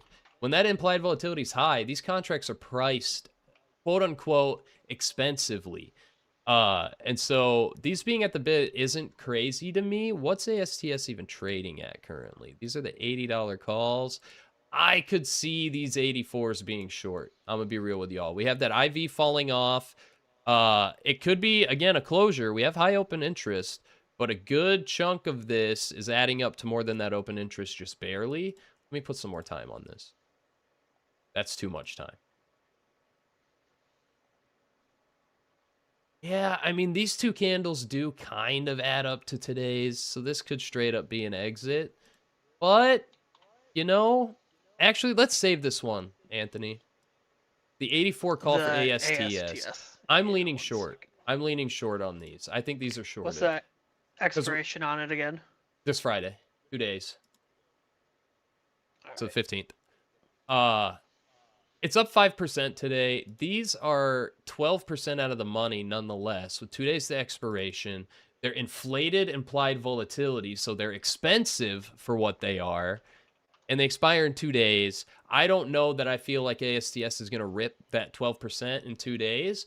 If I were a big money homie and I had that sentiment, the $84 call is not a bad strike to sell to open, because that's a $10 pop in the stock to get there. And again, today it's up 6%, and it's less than $4 up. I could very much see these being short. And I'm going to bookmark it because I think I'm right about that. So we'll see what the open interest does tomorrow. It's either a short or someone's fucking off while there's still money left. I expect open interest to go up by, let's say, roughly 1,700 tomorrow, or I expect that shit to drop off. If it goes sideways, it was an exit too, because that means the position that was open is now with somebody else in a different position. The contract's handed off rather than being closed out entirely. But I expect open interest to go down I expect it to go up or sideways. I don't know that we see all of that open interest fall off. We'll have to see. But I'm leaning short on these. And it's not necessarily long-term directional, right? Because there's only 2 days till this contract expires anyway. Again, the IV's really high. We're getting perfect bid fills. I think these are short, and homie's going to collect some premium come Friday when these expire. Where's your trade at? Ooh. Just sit. It's been nibbling the stop. I did ya. set that stop. I did set that stop just in case. But man, it's just I'm teasing you. Yeah, I'm just a little cautious with that little stair step there. We've got net call premiums trickling downward as we're flagging here. 74.15 is building, so 74.50. I don't know that they got the juice for a big breakout or not. We're still not building up much farther below us, though. So right now, sitting and waiting type thing. I mean, I could see it explode up there. Don't get me wrong. But that's a 100 Hey, point range. yeah, That'd be nuts. That'd be nuts. Wouldn't surprise me with the volatility around everything right now. Yeah, I would just, manage it. Manage your risk. Keep it below that stair step, I would say. Yeah. I wouldn't move it higher than that. I wouldn't move it lower than that for sure. Because if it's lower than that, they can test way down to almost about 74.34 and stay bullish still. But again, we're seeing some tapering happening below us. Right now, that 74.15 has grown substantially, as have the strikes above. So I wouldn't be surprised if they range this sucker and then pin it into close. Wouldn't be surprised. But we'll see. Everything can and will change as market maker positions update. They got you. You were the entry. Oh, no. No. Oh, man. I knew I should. Oh, man. That sucks. Welcome to the jungle, baby. That sucks, man. Welcome to the jungle. That sucks. That sucks. Hey, it happens, buddy. Get used to it. Oh, that sucks. It's even worse on NQ. Sometimes they'll wick way lower and then just hold it. That's why you'll see me stop out and then instantly click the button.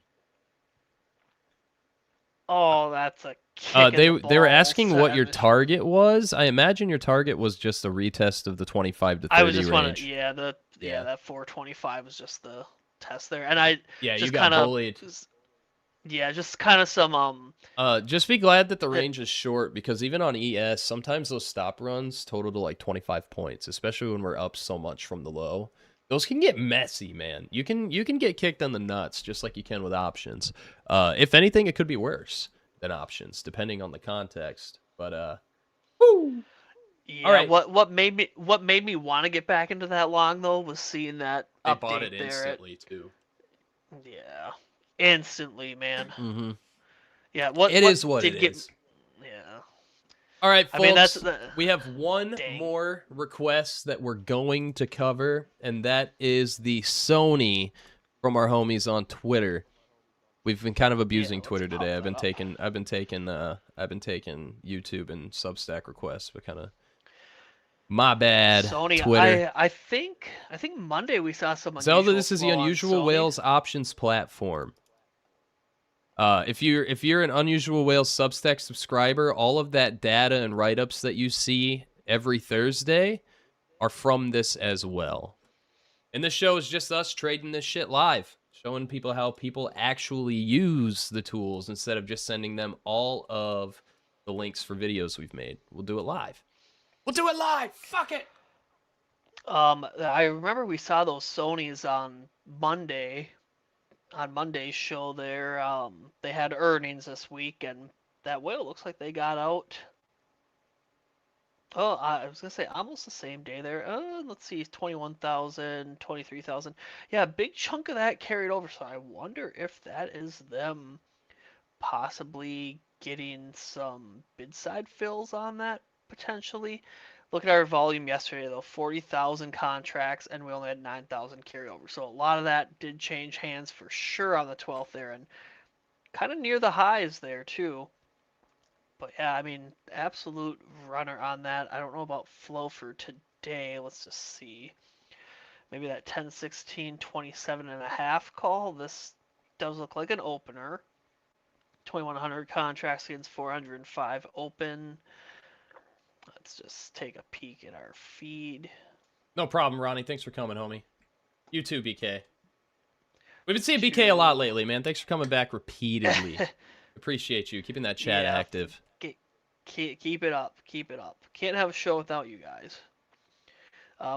These 27.5s look interesting to me. Nice IV spike here. Spot is filling at the ask. Little descending fill there on one contract. Not a huge deal. Again, coming in 1 cent below that ask there. Again, not a huge deal. Still at the ask. IV recovers. Spots filling at the ask. I would lean that these are buy to open here. 21% out of the money. Pretty long dated though. 10, 16, 27.5. So I'd lean these are buy to open there. How about these 6, 18, 25s? Kind of got a lot going on. We have some previous open interest. Yeah, this almost looks like potential profit taking, possibly 511, 7. Looks like they took or handed contracts off potentially yesterday. Had 1,700 traded here, and It could even be an no intraday big. scalp too. Like it's hard Yep. to say when you have those high open interests. Yeah. Yeah. It could well be a closure that then was legged into a different position with a different trader, so a handoff of contracts rather than a full closure. My speculation would almost be an intraday thing because we did see an increase in open interest, not a decrease. And so if we had seen the 1,700 transact and 282 fell off, I would see it as more of a handoff. But I think it's more intraday because we see it rise rather than fall. Yeah. That's what happens when you have all that volume. It gets a little too many ifs. Too many ifs. That 115.27 does look like an opener, though. That I can tell you, pretty far out of the money, 87% out of the money. But for January, these again, not a lot of context in that flow. Just look at that bit. Yeah, that's. Yeah, that could be I would damn near anything. Yeah, that's. And then if you look at the pass bid there ask for me. as the time went on, ascending fill, I would almost assume they're buying these, but they're leaps, and it's hard to say. You know what I mean? Yeah, I don't. The brokers the exchange must have been doing some weird shit to throw a 0, Something. 0, 0, 0 like that. I would say this is probably the best looking one here, that 10, 16, 27 and a half. Everything else, let's just see. Yeah, short dated. We looked at that. Yeah, not really seeing much else. I don't know how they did for earnings. Let's see. Where's my earnings? Earnings. Ooh, Oh, piece we of have candy. earnings on the 13th. It's today. I was wrong. I thought they had earnings earlier this week. Ignore me. So earnings today. So keep that in mind. And A little bit of spice. I mean, they do move outside their implieds quite frequently. Yeah. So if you are a gambler, and again, earnings is gambling. I don't care how good you are at options trading. Earnings is a gamble. You can be completely right and get absolutely nuked day over day just by something that the CEO says on the call.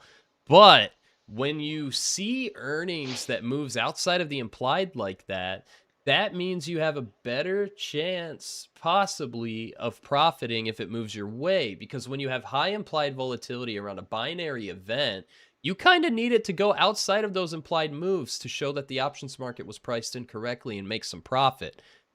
Currently, it very often goes outside its implieds by a pretty wide factor sometimes.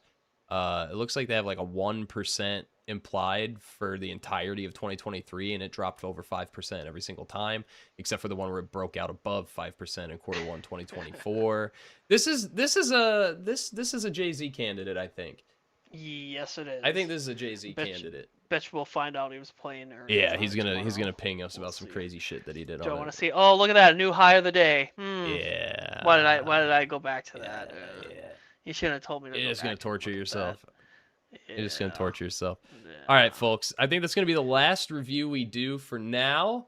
I'm gonna flip us over to our full screen cam so you can see our beautiful, brilliant faces and that lovely little code there.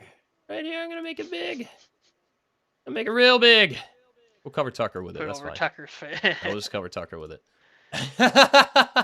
Again, this will be the last call for this code to work, folks. May 13, 25% off any 3-month.